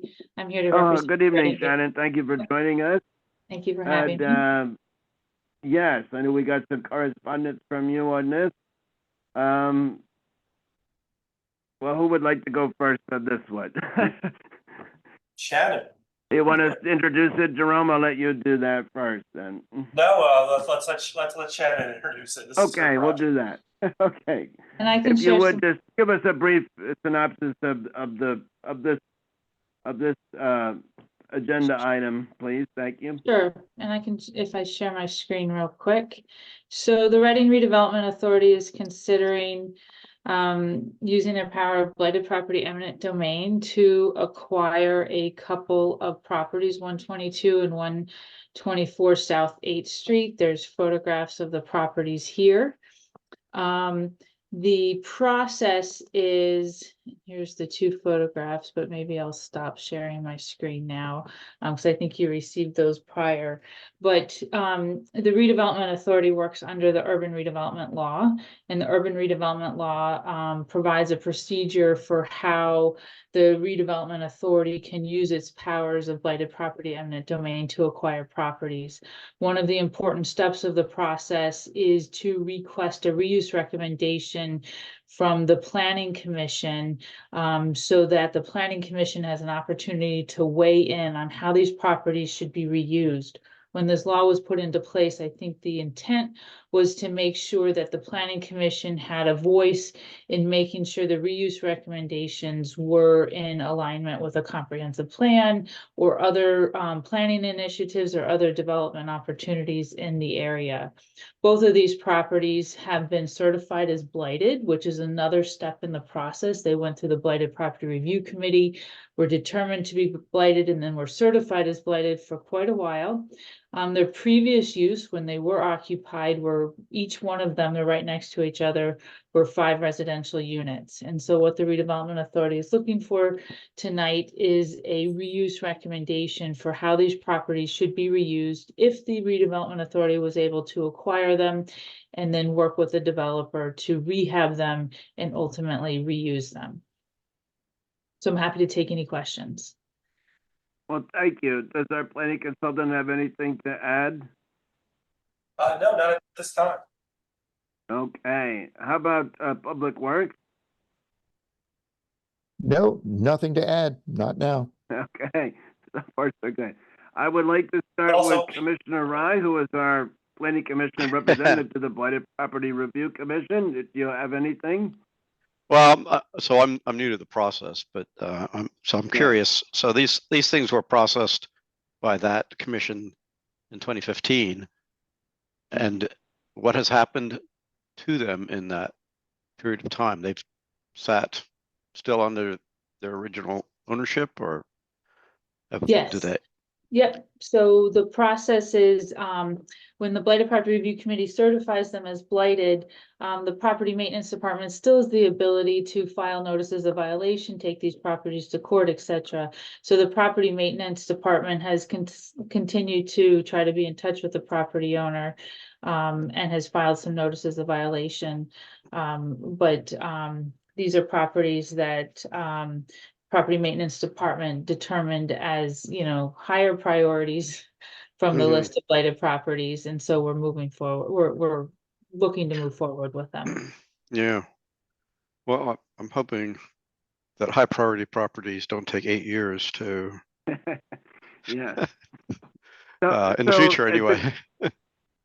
It's a good question, and it's something that I wondered too when I served on the commission. And so, to help everyone understand, so when a property is certified as blighted, sometimes the property owners will respond and make the necessary repairs or whatever they have to do, pay the bills and so forth, to get it out of a blighted condition. So it is an effective tool. But for the ones where there isn't a response or adequate response, they can sit for some time unless the city exercises one of its tools that it may opt to exercise, one of which is the eminent domain power. Is that basically a good way of describing it, Shannon? Correct. I agree. And so because these were a particular blight, the recommendation was made to cease these under eminent domain, the doctrine by which the government can seize the property for public use with just compensation to the owners, and so that the redevelopment authority could propose to continue the use or modify the use or whatever it sees fit. In this case, it's to continue that use, but to get them out of a state of blight.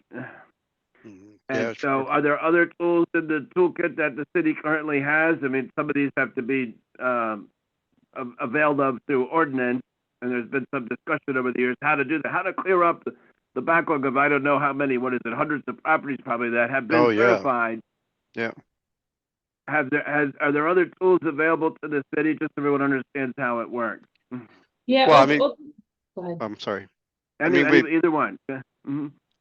Well, I think the goal is to get something to happen with these sooner, and I guess to get the owner to sell it for next to nothing to somebody else who will do something with it. Right.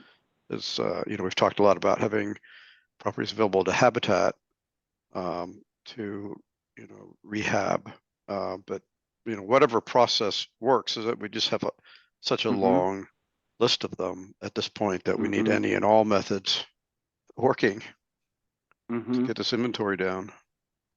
Yeah, I'm learning the process, so I'm Yeah, I mean, ultimately, there's a lot of blight tools out there. When we look at the powers of the redevelopment authority, kind of the unique power they bring to the table is this power of blighted property eminent domain through the blighted property process, through the urban redevelopment law.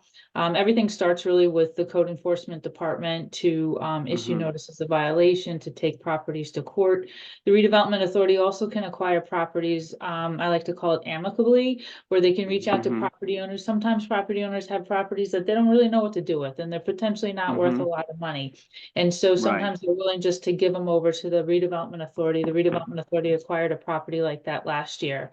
And so there's lots of tools out there in place, And this tool that we're looking at using tonight is one of, like I said, the unique powers of the redevelopment authority to kind of move forward with properties through eminent domain, which Will, you're correct. We would provide just compensation to the property owner, anyone with interest in the property. The property owner will be involved in the process, has to be notified of the process, has the ability to speak up during the process. So it's a very open and transparent process. Right, and I should clarify, it's not the city in this case, it is the redevelopment authority exercising this power. I know in the past, I think we had approved a conservatorship for another property, and there are other different methods that can be used. And of course, if a property, just so everyone is reassured, if a property is really in a dangerous condition, the city can authorize its demolition, right? Correct, correct. Just so everyone is reassured. But So these- but as far as the conveyance of the property or the rehabilitation of a property with a building on it, or even if it's made into a parking facility or community garden or whatever, that would of course be a different matter. Does anybody else want to say something? Well, so the original question was, what should we do with them, or what should the redevelopment authority do with them? And like I said, a lot of it has to do with the condition.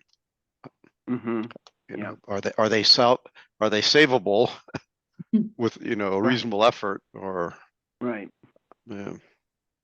Right, and then sometimes I know that when there's an adjoining property owner, they might want to use it for parking or something, and or like we said, sometimes community gardens have sprung up as well. Now these particular buildings, the redevelopment authority would like us to consider continuing. I know it says reuse, but it's not changing the use. Your proposal is to continue the previous use, you mean, of having these as multiple unit apartments, I presume. Well, and this is ultimately the planning commission's recommendation, based on the conditions of the neighborhood, based on how the property was most recently reused. You obviously cannot make a determination on the structure tonight in terms of whether or not it's salvageable. But this is more in line with, like I said, if this was part of an entire redevelopment plan where, we're potentially, taking several blocks and trying to reuse them for some sort of, public purpose, like the Santander Arena or something like that, your recommendation would be to make sure that property is used as part of that larger development. In this case, there isn't a larger development or a larger initiative. In this case, you're most likely looking to, preserve the neighborhood, bring back these properties to a residential reuse to the extent there's, a need for more housing in the city. It probably makes sense to continue to use them as a multifamily dwelling, but that's the type of things you should consider, and ultimately it's your recommendation. Thank you. Do you know when the last time any inspector has been inside these properties? I think it's been a few years. Let me see if I have. Okay, so we don't know. 2016. It looks like they got in 2016. It seems like I said, I don't have any indication that these are properties that need to be demolished. I think they can be rehabilitated, but we certainly have not been inside the property to evaluate that. So once again, your recommendation is a little bit more kind of on the surface, the general reuse. Right. Well, my sense would be. Go ahead. My sense would be to if they are salvageable, to return them to the original zoning. Whatever that. The that previously allows. approved use. Right. Yeah. Not even if they've had a non-conforming use, return them to a conforming use. Right. Do you know, Shannon, are these structures partitioned in some way for multiple use? I mean, were these? Do you know for sure they were previously approved by zoning for? Yes. So our records show that zoning has approved each one of them for 5 units. Okay. You might have said there are. Emily's They were approved. Will, and I do Sorry? have some comments. Emily Oh, is go here ahead then, from the Emily. zoning Thank you. office. Go ahead, Um, from zoning. Yeah, so they do have already non-conforming status for 5 units each. And so you know, as long as those units are in existence, meaning as long as the layout on the inside still has those 5 units in there, not that at some point maybe it was gutted or anything like Mhm. that, they would legally still be permitted to just rehab the property and have those 5 units. However, I provide the comment that we really need to know the sizes of these units. So, you know, Mhm. we have undersized units, if we have an opportunity to, you know, maybe we reduce them to 4 or 3 units, but that they meet the Right. zoning for habitable area. Also, I'm gonna share my screen to show the assessment parcel. So these are the 2, and sorry, Will, you can't see it, but I'll try to explain That's it as okay. best I I'll use can. my imagination. Okay, so the 2 parcels, for those who can see it, in the back, it's pretty much already being used as unpermitted parking, but they're using it as parking. And so it looks like there is an opportunity, it would require subdividing the back half of those lots and then consolidating it to make it maybe one bigger lot to accommodate parking, sufficient parking for however many units for those 2 buildings. So the 2 buildings can remain on their 2 lots and then just create one bigger lot to allow a better configuration to allow for more parking. Because for 5 units each building, it would need 16 spaces or hold on, let me see. Yeah, 1.5 We would need per. 15 parking space. Yeah, we would need 15 parking spaces. Or 8 if you separated them 8 each. And so just eyeballing it, there is an opportunity to create maybe one lot that then both properties could then access to have sufficient parking. Without needing, maybe won't need a variance or would just need maybe a slight variance. But again, as long as they are keeping their units, the parking requirement is technically not conforming as well. So I would just kind of see the condition of those units, see if all 5 are still technically in existence and checking the size. If there's any way to get, to make sure those units could get as close to zoning compliance as possible. And then creating some sort of parking facility, even if it's one lot that both properties could then share to accommodate parking, to bring that into closer compliance. But that's all I would have. Emily, I Well, think, thank you. That was most helpful. Go ahead. Emily, it's Michelle. I think there's an argument they've abandoned the non-conforming use. Oh. I understand that they I have, mean, there Because is, if they were continuing the non-conforming use, we could sort of let it slide. But if they've abandoned the non-conforming, then it creates a new zoning requirement, right? well, they would that's have why to I go- said, if the interior is still set up for the 5 units. Which is why I asked that, right? It's been common practice that we maintain the nonconformity for the 5 units, even if it's been vacant for however many years. Well, just because we can doesn't mean we should, right? Right. Yeah, and that's why and that's why I said, if we can bring them, you know, unit sizes, but also in the R3, this is R3, correct, or is it CR? Can't remember. I would think. I think it's Shannon, do you have R3. that? It's R3. I'm sure it's Yeah, R3. in the R3, low-rise apartments are permitted. And so it technically, yes, they would have abandoned it. There are different criteria that they probably have met for that would deem it abandoned. However, it is common practice that as long as the interior still shows the 5 units, if they wanted to continue those 5 units, they could. Now, if it's been gutted, if at some point maybe it got reduced and now it's only 3 or 4 and it's just we weren't notified, then they lose their nonconformity for the 5, and then any new requirements would need to then be applied. But So it in really other depends words, on how the interior looks right now. okay, so I guess I don't want to open up another matter, but if it had been a non-conforming use under zoning, but do we know if there had been a housing permit? Because that's a separate question, because then that Yeah, gets not only so- to the size of the units, So size of we- the units, but whether they have bathrooms and egress. Do we know that Sure. answer? Yeah, I think there's 5 approved units, which means both from a zoning and a housing perspective, it's probably Okay. approved. And anyone here can Okay. correct me if I'm wrong, but coming in front of the planning commission is a little bit more even big picture than the granularity than being granular about whether or not zoning will approve it. So you're not approving it tonight from a zoning perspective. This project would still have to go back to the zoning office for zoning approval.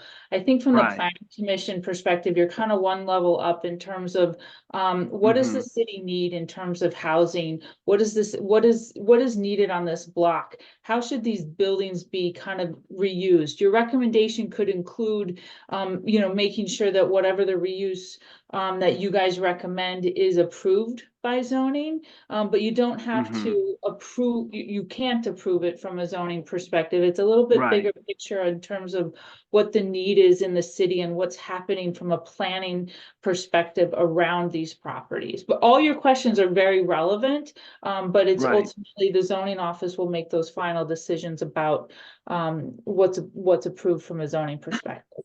Okay, that was good guidance. And obviously, the part about consolidation of the parcel and sublet development would be down the road if the redevelopment authority would want to apply for that. But for now, the question would be on the use, on the reuse of it.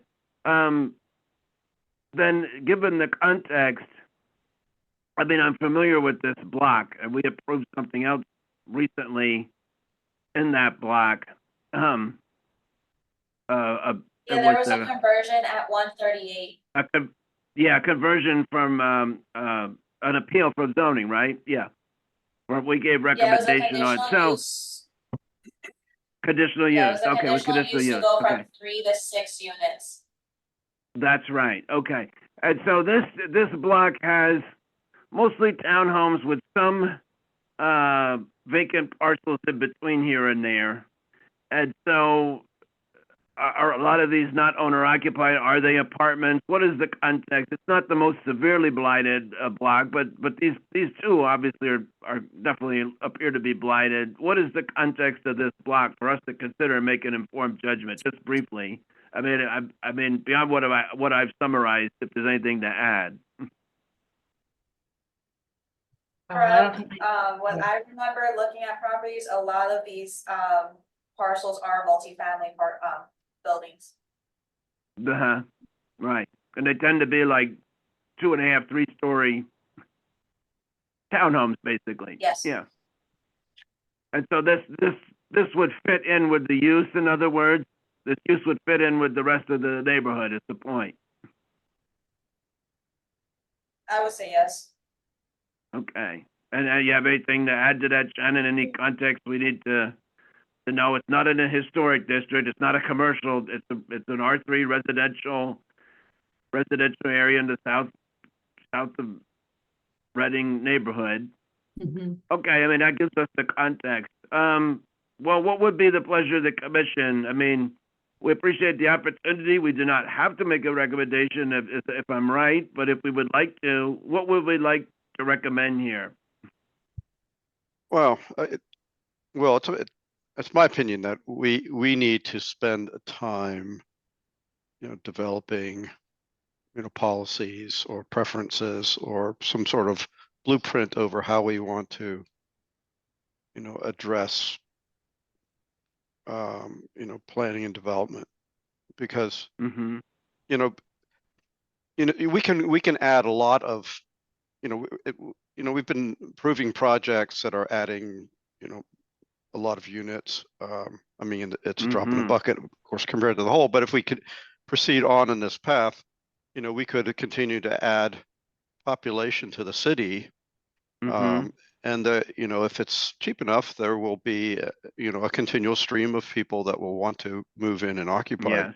that. Is that really though the intent here? We have all of these zones set up with different housing densities and are not following them. And every Mhm. time we get the opportunity to approve a non-conforming use, we do so because, you know, Mhm. that's the mode that we're in, and that needs to have some end goal to it. You know, what is Right. it we're trying to accomplish here? You know, there's some I think it's argument. a great question. Yep. I mean, we are supposed to be mindful of density. It's a valid concern. That's why I was concerned with that conditional use application before Yeah. in this area. And as you've noted, we've been approving, especially downtown, a lot of new residential units. There's a high demand for the housing in Reading. So that's something we have to consider also. Go ahead. We're trying to create some balance between Mhm. finding uses for old buildings, you know, whether they're Right. industrial buildings or blighted or Right. whatever they are, find a use for them so that they're again Exactly. taken care of. That's a goal, but at the same time, we also want to think long term about the environment that we're creating. Exactly. So there has to be balanced, right? It has to be balanced because, like you said, we want to make the buildings economically viable for, well, this case it's the redevelopment authority, but for a private developer, whatever property owner, to make it worth it to rehabilitate a building. Because I think our preference is more to rehabilitate buildings, or maybe we should determine what our preference is to rehabilitate buildings, especially if they have a nice architectural quality about them, instead of just having another empty lot. Even though we could use things like parking and that. So maybe at some point we can maybe through the workshop consider The R3. how we approach this subject in more detail. But for now, what recommendation would we like to make, if any, on this? Or do we want to take more time to find out what the situation is internally, or do we really just do we feel we have enough for now to at least give sort of a higher level opinion on it without all the details, which will be determined later? What do we want to do? I leave it up to. I'm sure we all have an opinion on this in one way, form, or fashion. My opinion is that if the building is not basically gone, you know, that it's actually could be restored and put back to use, then in this instance, when it's gone through blighted and it's been taken by eminent domain and so forth, we might as well set it back to the original zoning, the conforming use. Right, that's why we have zones. You know, a zoning plan is because that's what we intend. If we don't intend it, then we should have a different plan, right? So So to go along Peter's lines, the safest thing would be to state that the redevelopment and restoration efforts be consistent with the R3 zoning district. Yeah, exactly. Now, if the building is not worth saving, it should be taken down, or you know, somehow that stabilized. Well, you know, it's difficult when you're taking a building out that has two adjoining buildings, one on either side. You know, this is a problem too. Stabilized. Yeah, so I you know, don't know whether that would be desirable for the neighbors, whether it be structurally sound thing to do. I just don't know. But you know, if we say take it down because it's structurally deficient and can't be reasonably restored, then we can turn it into, you know, green space and have some sort of program to manage that as well, or parking or whatever we decide to do. But it also needs a plan, right? Just removing the building and having the foundation sitting there, and it has neither a green space use nor a parking use, right? Right. It's not so good either. So it needs a plan. Right. Okay, that's good opinion. Thank you. How about the other commissioners, any thoughts on this? It's really, I guess, our opinions on it, what we think.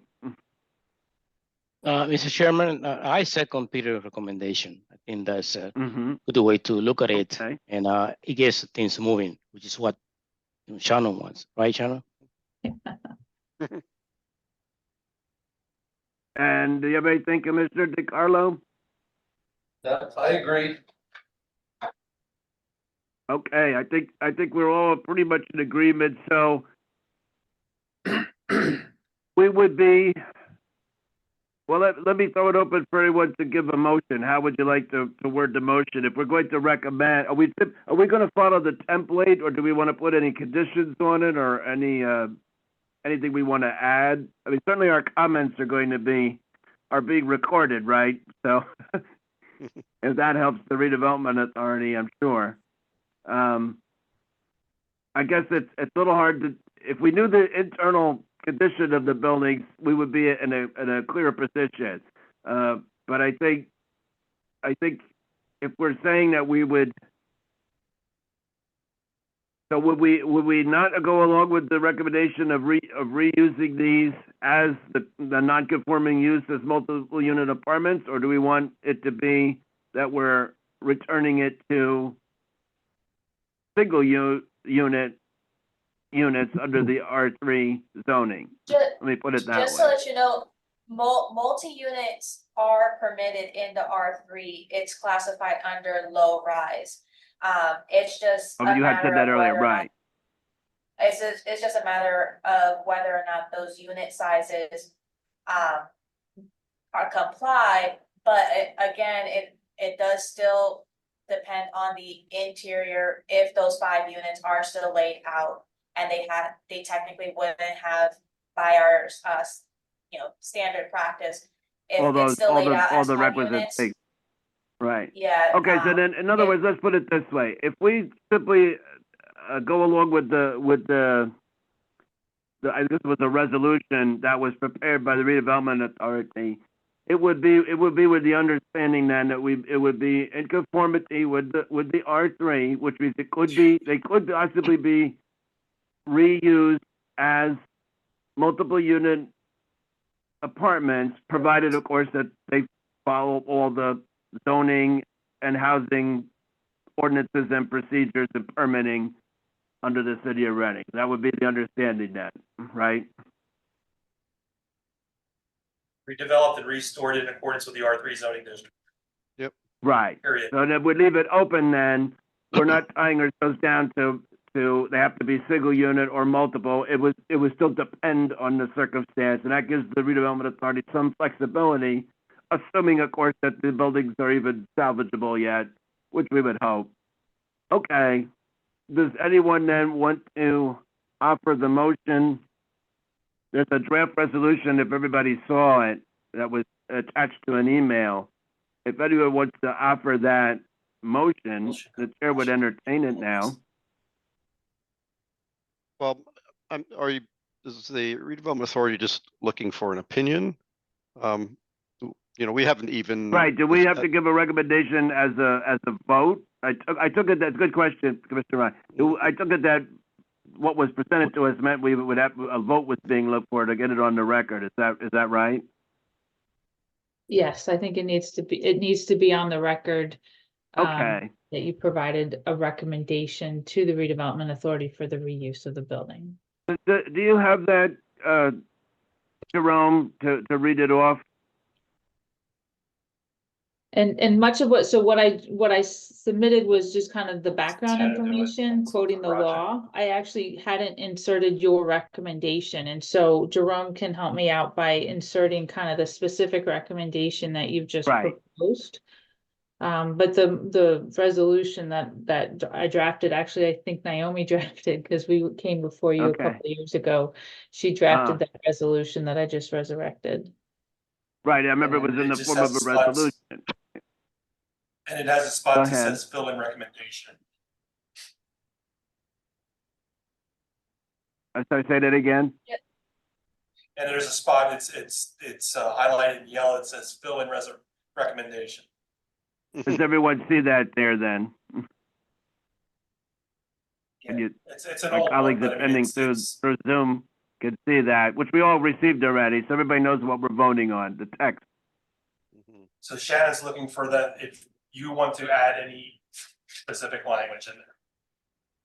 Right, Shannon? Yeah, did we want to, how did we want to word the part that's the blank to be filled in? It's basically, All the restored. basically that we would want it to be in conformity with the zoning. And again, that leaves some flexibility there, depends on the circumstances.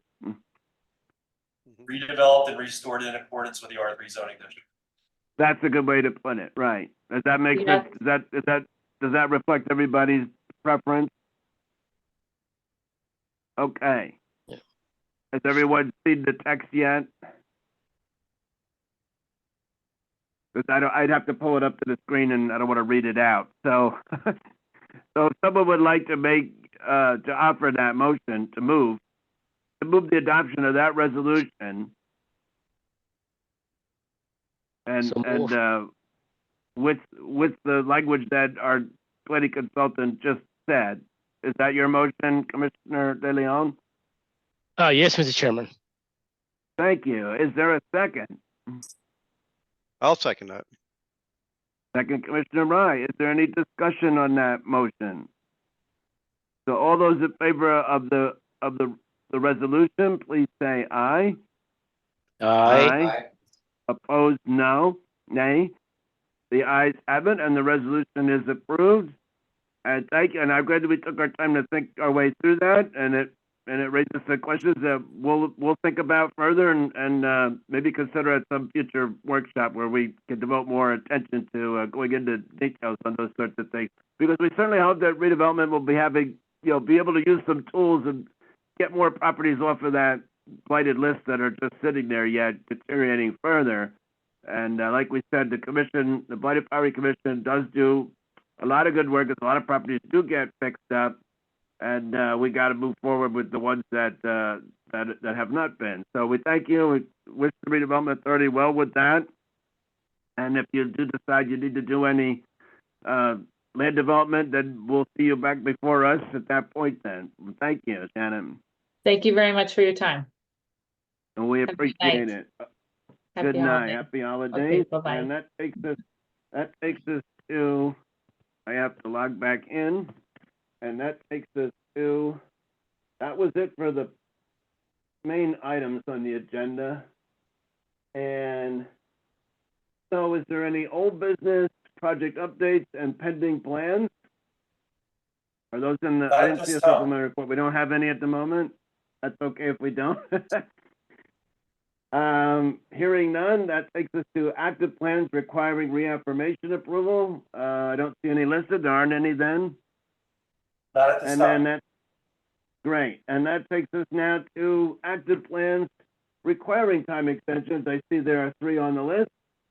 Not that it's necessary. Is there anyone representing any of these plans here tonight? If not, Holy Trinity's here. it's always, Olga, thank you for coming. And I don't even remember what this was. When was this approved? Or it This wasn't is the approved, time it's a time extension for extension. It's a Right. time extension for final plan review. They are asking for the timing being extended to March 31st, 2024. Right, so this is one we have not reviewed yet, that's why there's a time extension, okay. Okay, is there anything to add from the representative from Holy Trinity? If not. Hi, good night. oh, This is Eliana Oh. from Boys Engineering. I don't believe there's anything I need to add. Oh, this is the one, sorry, the one there in the extreme northwest there in the Glenside, okay. Yeah, for the church. Oh, yeah, well, you've been making a lot of progress on this challenging matter, but it requires so many different aspects to it, so of course you need a time extension, but you're making more progress on every front, right? Correct. Yes, we're just gathering additional information and meeting with the other parties that we need to get in agreement with, so we can get the other items resolved. Okay, I was thinking the other Trinity Church. Okay, I forgot, but Yeah. okay, yes, but yes, Will- you've made a great deal of progress on this complex matter, and we hope that the time in between will give you sufficient time to complete it. So, is there a motion to grant the time extension? Is there a specific? It's to March. You said March. What was the date? March 31st, 2024. March 31st. Is there a motion to grant the time extension the Holy Trinity Church Final Land Development Plan to March 31st, 2024? Well, I think Tim has some comment. Oh, I'm sorry. Go ahead. Yeah. Just real quick, I think while we have Ileana on available here, would you give us a quick update, Ileana, on the planning modules and the work you're doing with the easement from the county? Yeah, so on the street vacation, we're making connections with the Jamestown property owners, so we can get into an agreement for getting them to understand the process and what's going on here and sign the documentation so we can provide it to the city the way that we discussed prior. We are having communications with the county. I'll have to check with Pastor because he was making some determinations on whether or not move forward with the way that the county was proposing to get it resolved. So at the moment, we are not ready yet to submit it to the city. I'm expecting it to happen pretty soon, but we still have a couple decisions to make on our end. Okay, and the planning modules, remind me, where are we with that?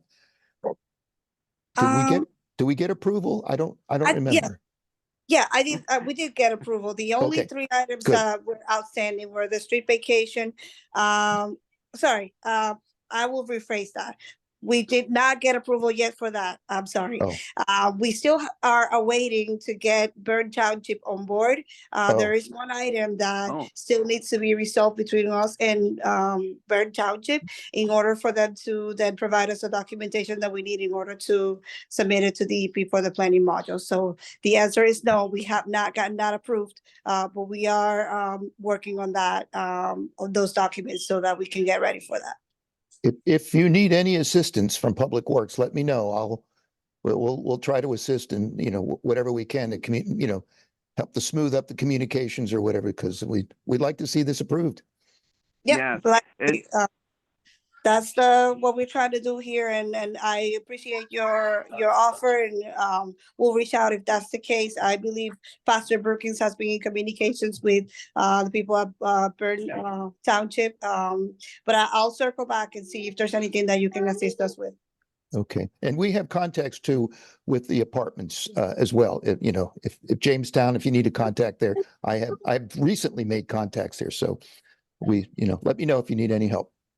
All right, thank you, Tim. I appreciate it. Mm-hmm. And is the matter with the county resolved also? Again, there's some determinations because they had a couple requirements that pastor needs to decide if he wants to move forward with it the way that they proposed it, or if he wants to change the items or the requirements the way that they had it said on their last letter. There are some legal matters regarding how we are to manage the easement. That's the part that we need to get resolved yet. As far as the design, everything has been resolved. It's just a matter of the legal aspect of the easement. Okay, and this is for everybody for the trail. And Correct. then the city's part, I don't know where that stands. I can't remember it. On the vacations of streets and the parking changes, I believe. And that's all. So we met with Tim and other folks from the city. We expressed them our plan and how we plan on resolving it. They were in agreement with what we were planning on doing. So now we're just trying to square out some of the documentation from the legal aspect that need to be processed between us and the other owner of the street portion that's to be vacated, which is the Jamestown property. Yeah, so as soon as we get those items from the legal side resolved, we're going to be able to then submit the documentation for the street vacation to be submitted to the city.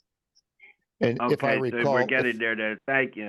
Yeah, if I recall correctly, Attorney Mark Cuck mentioned that he thought that would be the most time consuming of these three issues. He thought that coordination with, only because it's just the legal chain that you have to go through with Jamestown and Mhm. their corporate and their attorneys and getting it all through that whole chain of Mhm. command. And it looks like that must be what's going on. Yeah, I mean, as much as we are aware of the situation and what needs to happen here, they were not part of the process from the beginning.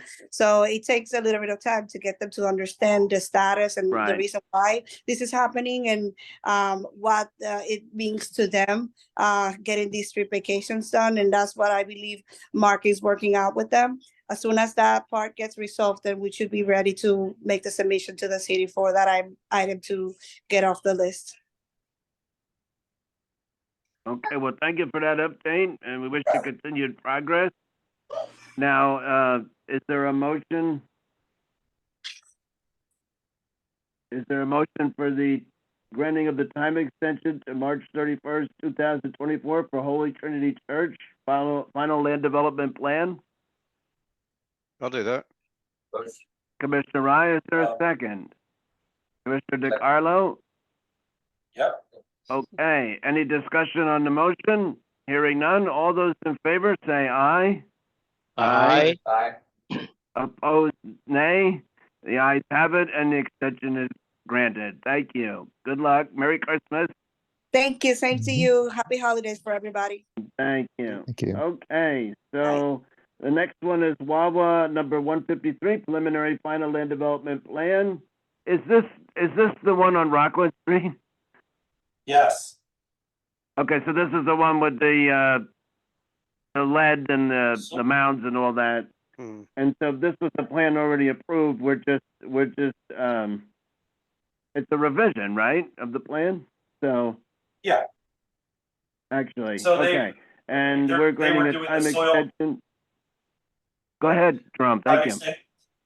The time extension was granted to March 31st, 2024. Oh, we already have done that one. So we don't need No. to extend it again now? No, you need to extend it to March 31st, 2024. Oh, the request, I think you said it was granted. The request is to extend it to then. Okay. Did Well, they indicate, granted, pardon me? they granted the time extension to March 31st, 2024. You need to accept that. We just have to accept it. Okay. So the Yeah, motion Mr. would be to Chair- accept. Go ahead. So just, Mr. Chairman, the way that works is they have to grant it and you have to accept it, as Jerome stated. Wait, I'm sorry, It's who kinda- granted the it kinda- extension? The developer grants the extension because the municipality has to act within so many days, so they grant the municipality additional time to act. And the municipality has to accept that time extension. It's a little backwards. so- than okay, so things the- typically work.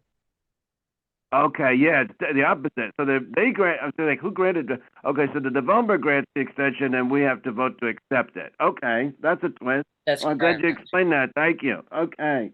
Does everyone else understand that at this hour? Okay, so the motion would be then to accept the time extension for Wawa number 153 preliminary final land development plan to March 31st, 2024. Is there a motion to that effect? So Yeah. moved. That was like unanimous on the, I'll give it Commissioner Wright, motion, Commissioner De Leon, second. Is there any discussion on the motion? Hearing none, all those in favor of the motion, please say aye.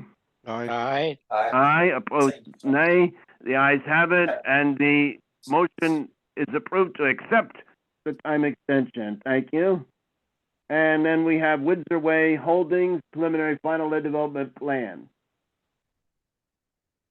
Yes, they have granted a time extension, kind of like this one, to Oh, same December thing. 31st, Okay. 2024. No, December 31st, 2024. All the way to next, over a year. Okay. Which one was this? I'm sorry. 1340 Center Avenue is a That's conversion what I was thinking. to Okay. to 7 commercial, all right. Right, and that was the one that had the parking the plan that zoning rejected, and now they're coming back with a different idea, I guess? That's what we hope they'll come up with No. something then. Okay. No, Okay, well, that's good. What it was, no, Will, what this project was, the front portion of the building facing Center Mhm. Avenue is going to be commercial units. The back brick part portion is going to be apartments. All of that got approved together for zoning. However, they are phasing out their land development. Oh, I thought it Yes. was some issue on the parking and it was 2 different parcels or something. No. Yeah, That's the why way they're they, phasing it out. yeah, Emily, the way they Oh. explained it to me is that they're phasing it and they're only going to do the frontage along Center Avenue and they're going to do the I apartments see. later. And Yes. I'm waiting for some planning module information so I can advise them and we would know where to go forward, but they haven't sent it to me yet. They don't know what the uses are going to be and they're trying to come up with some proposed flows. So we're still coordinating there. Yeah, that's exact, so they're going to be focusing on the commercial aspect. And then, Okay. and get that settled. Once then they move on to the residential aspect, then you'll see another plan come in for them to create Okay. additional parking facilities. I see. I'm glad you explained that because I don't know if everyone was on the commission when this was first considered and what exactly had happened. And we didn't have the applicant to follow up and tell us the last time. And so in other words, there wouldn't be a change of use here because it's already commercial on the front side, as you put it, and therefore nothing would be needed from us for that phase. Is that right? No, so it is a change of use because there's doing an internal subdivision to increase the individual number of units. It's now no longer just one big commercial unit. They are cutting up the interior. So they did get zoning approval for that. They Okay. don't need any additional parking facilities just for the commercial. They will need to come back for the proposed parking that's to the side of it once they start developing the residential aspect. I understand. Okay. Yeah, I see what you're saying. The commercial part wasn't the change of use because it was a different, whatever it is. Doesn't matter if it's the same or different. Commercial is commercial, but because now that they're changing part of it to apartments, that's a change of use in that respect. And so we would have to consider that and then any further plans for the parking at that time. Because I thought I remember it was Yes. like 2 parcels being consolidated, or like 2 oddly shaped lots or parts of a lot. I can't remember exactly. Okay. And this was the former, what was the name of it? The restaurant? I can't remember. It was. I think Reynolds. Knight's Rental. Oh, this wasn't this is a different one that I'm thinking of. Okay. This is then, Next to the school. no, that's not on Windsor Street. That's Center Avenue. Well, that's what we said. It's 1340 Center Avenue. Yeah, it's called Oh, Windsor Center Way. Avenue. Why is it Yeah. called Windsor Way? It's Windsor though? Way. Okay. That's Windsor the Way name. is the applicant. Yeah, it's just their name. Windsor Way Oh, Holdings. I'm thinking this is Windsor Street. That was I know. something, I'm thinking of, That's okay. confusing. No wonder I'm totally confused. I was thinking this was the one in Center Park Mhm. with the restaurant and the zoning and what, okay. No wonder, okay. No. Okay, this is the one that was the former Reading Reynolds, I'm sorry, which was a large commercial property with a large number of units that's going to be on, and I'm trying to remember if that, okay. Yeah, no, I don't think it has anything to do with Windsor Street. I'm thinking Windsor Street. Okay, usually the names of these correspond to the address or something. All right, I get it now. So, all right, so that's why we haven't heard anything on this lately. They're slightly changing up the way they're approaching this, and we'll have to grant the extension and wait for them to come back with the plans for the residential part and the parking. Okay, I'm sorry. Now I know which one we're talking about. The Windsor threw me off. Okay. Is there a motion then to grant the time extension to the Windsor Way preliminary land development plan till December 31st, 2024. Dan, Commissioner DeCarlo moves it. Does anyone second the motion? Second. Second, Commissioner De Leon. Any discussion on this? Hearing none, all those in favor say aye. Aye. Aye. Aye. Opposed, nay. And the ayes have it, and the motion is approved to grant to accept the time, I should have said accept the time extension. Okay. All right, that was confusing, sorry. Okay. All right, that's it for that. Extensions. Now, phase 2 zoning and subdivision land development ordinance amendments. Adaptive reuse, parking and loading, final draft submission to Berks County Planning Commission, November 28, 2023. These are the amendments to the ordinances that we have reviewed and scrutinized in detail and gone over in terms of content and the wording and grammar and spelling, punctuation, and everything. And we had only some minor edits, and those were submitted to the Berks County Planning. Did we receive anything back yet already from them yet? no. So we're not ready then to recommend these to City Council. So this is just an update, this item on the Yeah. agenda, right? Okay, Correct. so They have we've 30 made they have 30 progress for, go ahead. They have 30 days to review it. They have 30 days. Okay, so and that would take us till 30 days from what point? November 28th. Okay, so that would take us till, would that be after, if we keep the same schedule, after our next meeting? Oh, no, it's, by the end of the year, they should have, comments back to us, but So not. that would be they don't this have it month, yet. yeah. November, it would be December 28th. They should have, okay, and if they don't have comments back, which I should hope that they do, if they don't, we can proceed, or we have to do what? We will consider any comments that they have. If they have no Mm-hmm. comments, then we can make a recommendation to City Council. Okay. So, This will be on the agenda on our January meeting. it will be, so we don't have a deadline, it's only for them, so we can leave, that was what I was getting to, thank you. We can leave this, we wait for them for now, and then we'll hope that it'll be, one way or the other, it'll be an action item for us in January then. Very well. Does anyone have anything to add? If not, then we don't need to take any action on that item, and we look forward to the county's comments. We know they've commented before, and we've made some minor changes, so we'll hope that it won't be anything extensive, that we can finally get to the recommendation on these. And that takes us to announcements, reports, and other planning commission business. Do we have anything under Blighted Property Review Commission since our last meeting, Commissioner Rye? Well, since resetting the board and getting going again, we did have our first meeting. That was November Good. 30th. So the system is up and running again. Yeah, again, I'm just sort of drinking from a fire hose in terms of understanding the process here. So, Okay, thank you. It does take some time.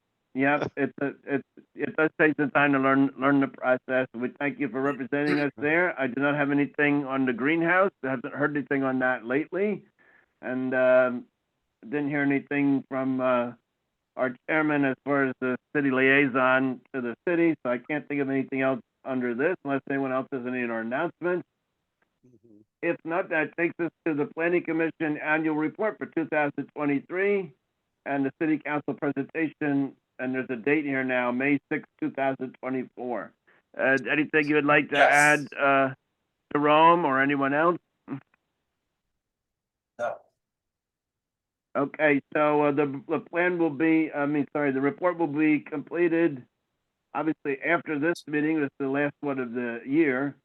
And we will be able to review that, of course, and approve the report, the commission, prior to it being sent to City Council. And I think we have it till, is it April? Yes, our April meeting is our when we want to have an official recommendation by the Right. Planning Commission. if not before that, right? Okay, that's great. And you are working on that, Jerome? Yes, I am. Okay, we appreciate that. That's an additional task you're taking on. Thank you. And I know you have a template from before to work off of. So we'll wait to see your draft at some point early next year. And that takes us then to the approval of the planning commission meeting minutes. I didn't see any. I know we're behind. I know we're recording all these meetings, and I've been personally behind reviewing them myself. Sorry. Yeah, though, Are you- Go ahead, any Emily. I was going to missing- ask, are you doing these for us lately? That's what I thought. I am, yeah, so zoning, tasks kind of take priority now that I'm caught up on everything. Sure. Sure. Any missing minutes after September, I believe, I will start circulating them as I complete them, and then, hopefully we'll have almost all, if not all, of the pending minutes for next month's meeting. And Brandy had provided you with I have a template, from March through September. yeah. So anything past what Brandy did, that I will be circulating for, any comments, corrections, or anything like that, and then for next month's, meeting.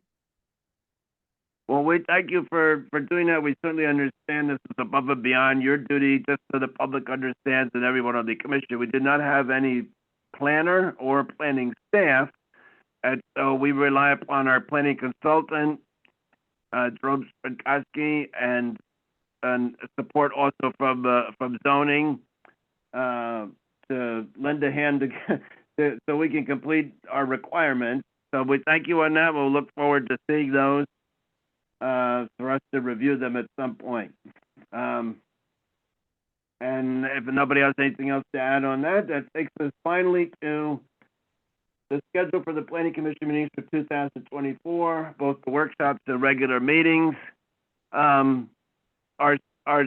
routine has been what? The third Tuesday is the workshop and the fourth is the meeting, regardless of whether there are 4 or 5. Where it used to be last Tuesday of the month, but if we're going with the fourth, did we look at the calendar? Do we see any conflicts with any holidays or anything? The only thing we make adjustments to is in December. Yeah. Going to the calendar Okay. and looking at December of 2024, December 24. The third Tuesday will fall on the 17th, and the 14th and the 24th will be the fourth Tuesday. So I'm assuming we'll just go with the third Tuesday in December. And forego a workshop in December. Yeah, I think that would probably be prudent. Okay, so we're not in conflict with like the 4th of July or Veterans Day, one of those holidays that's not observed on a Monday or Friday then. Okay. Well, I'll go through them really quick with you. So yeah, but one time we had January- a meeting scheduled for Christmas or something until somebody caught that and we. All right, so If in we just January, say- it's in January, the meetings are going to be on the 16th and 23rd. On February, they're going to be on the 20th and 27th. In March, they're going to be on March 19th and 26th. In April, it'll be April 16th and April 23rd. In May, it'll be May 21st and May 28th. In June, it'll be June 18th and June 25th. In July, it'll be July 16th and 23rd. In August, it'll be August 20th and August 27th. In September, it'll be September 17th and September 24th. In October, it'll be October 15th and October 22nd. In November, it'll be November 12th, November 19th, and November 26th. And in December, it'll be just December 17th. I do not see any holidays. I don't see any either. Does anyone else have any comments, concerns, suggestions, preference? I mean, we've been doing pretty well with attendance, but of course, those of us who are attending here are the ones. are the ones discussing it. So if there isn't any concern with that schedule, the chair would entertain a motion to approve the schedule for the planning commission meetings and workshops for 2024 as presented by our planning consultant. I'll do that. Commissioner Ryan moves and second by Commissioner De Leon. Any discussion on the motion? Hearing none. All those in favor say aye. Aye. Aye. Opposed, nay. The ayes have it, and the calendar is approved. Emily, can you, anything? Mr. Chairman, ahead. Emily, can you confirm that either your office or the clerk's office will be advertising the dates? Good question. Yeah. So typically what we do is, when we get the calendar, we send it to IT and then they post it up on the website. But I can double check. It also has to be posted in the newspaper, I believe. Yeah. Okay, yeah, I can double check on who does that, because I don't think zoning has ever done it, so I can check with the clerk. Yeah, ask the clerk. Yeah, thank you. Ask the clerk, because it's what our solicitor's getting at. We have to follow the Sunshine Act. And then, does she have to, Michelle, does she have to specify the location? Yes. Yes. I'm sure that So there's our a current room, draft. we'll just say our current room, so we can reserve it, and if there's some conflict or something, we have a protocol to change, to notify. Yeah, typically what we do, because it's in the same building, we just put a sign on the third floor room Yeah. and on the outside doors. so. Exactly.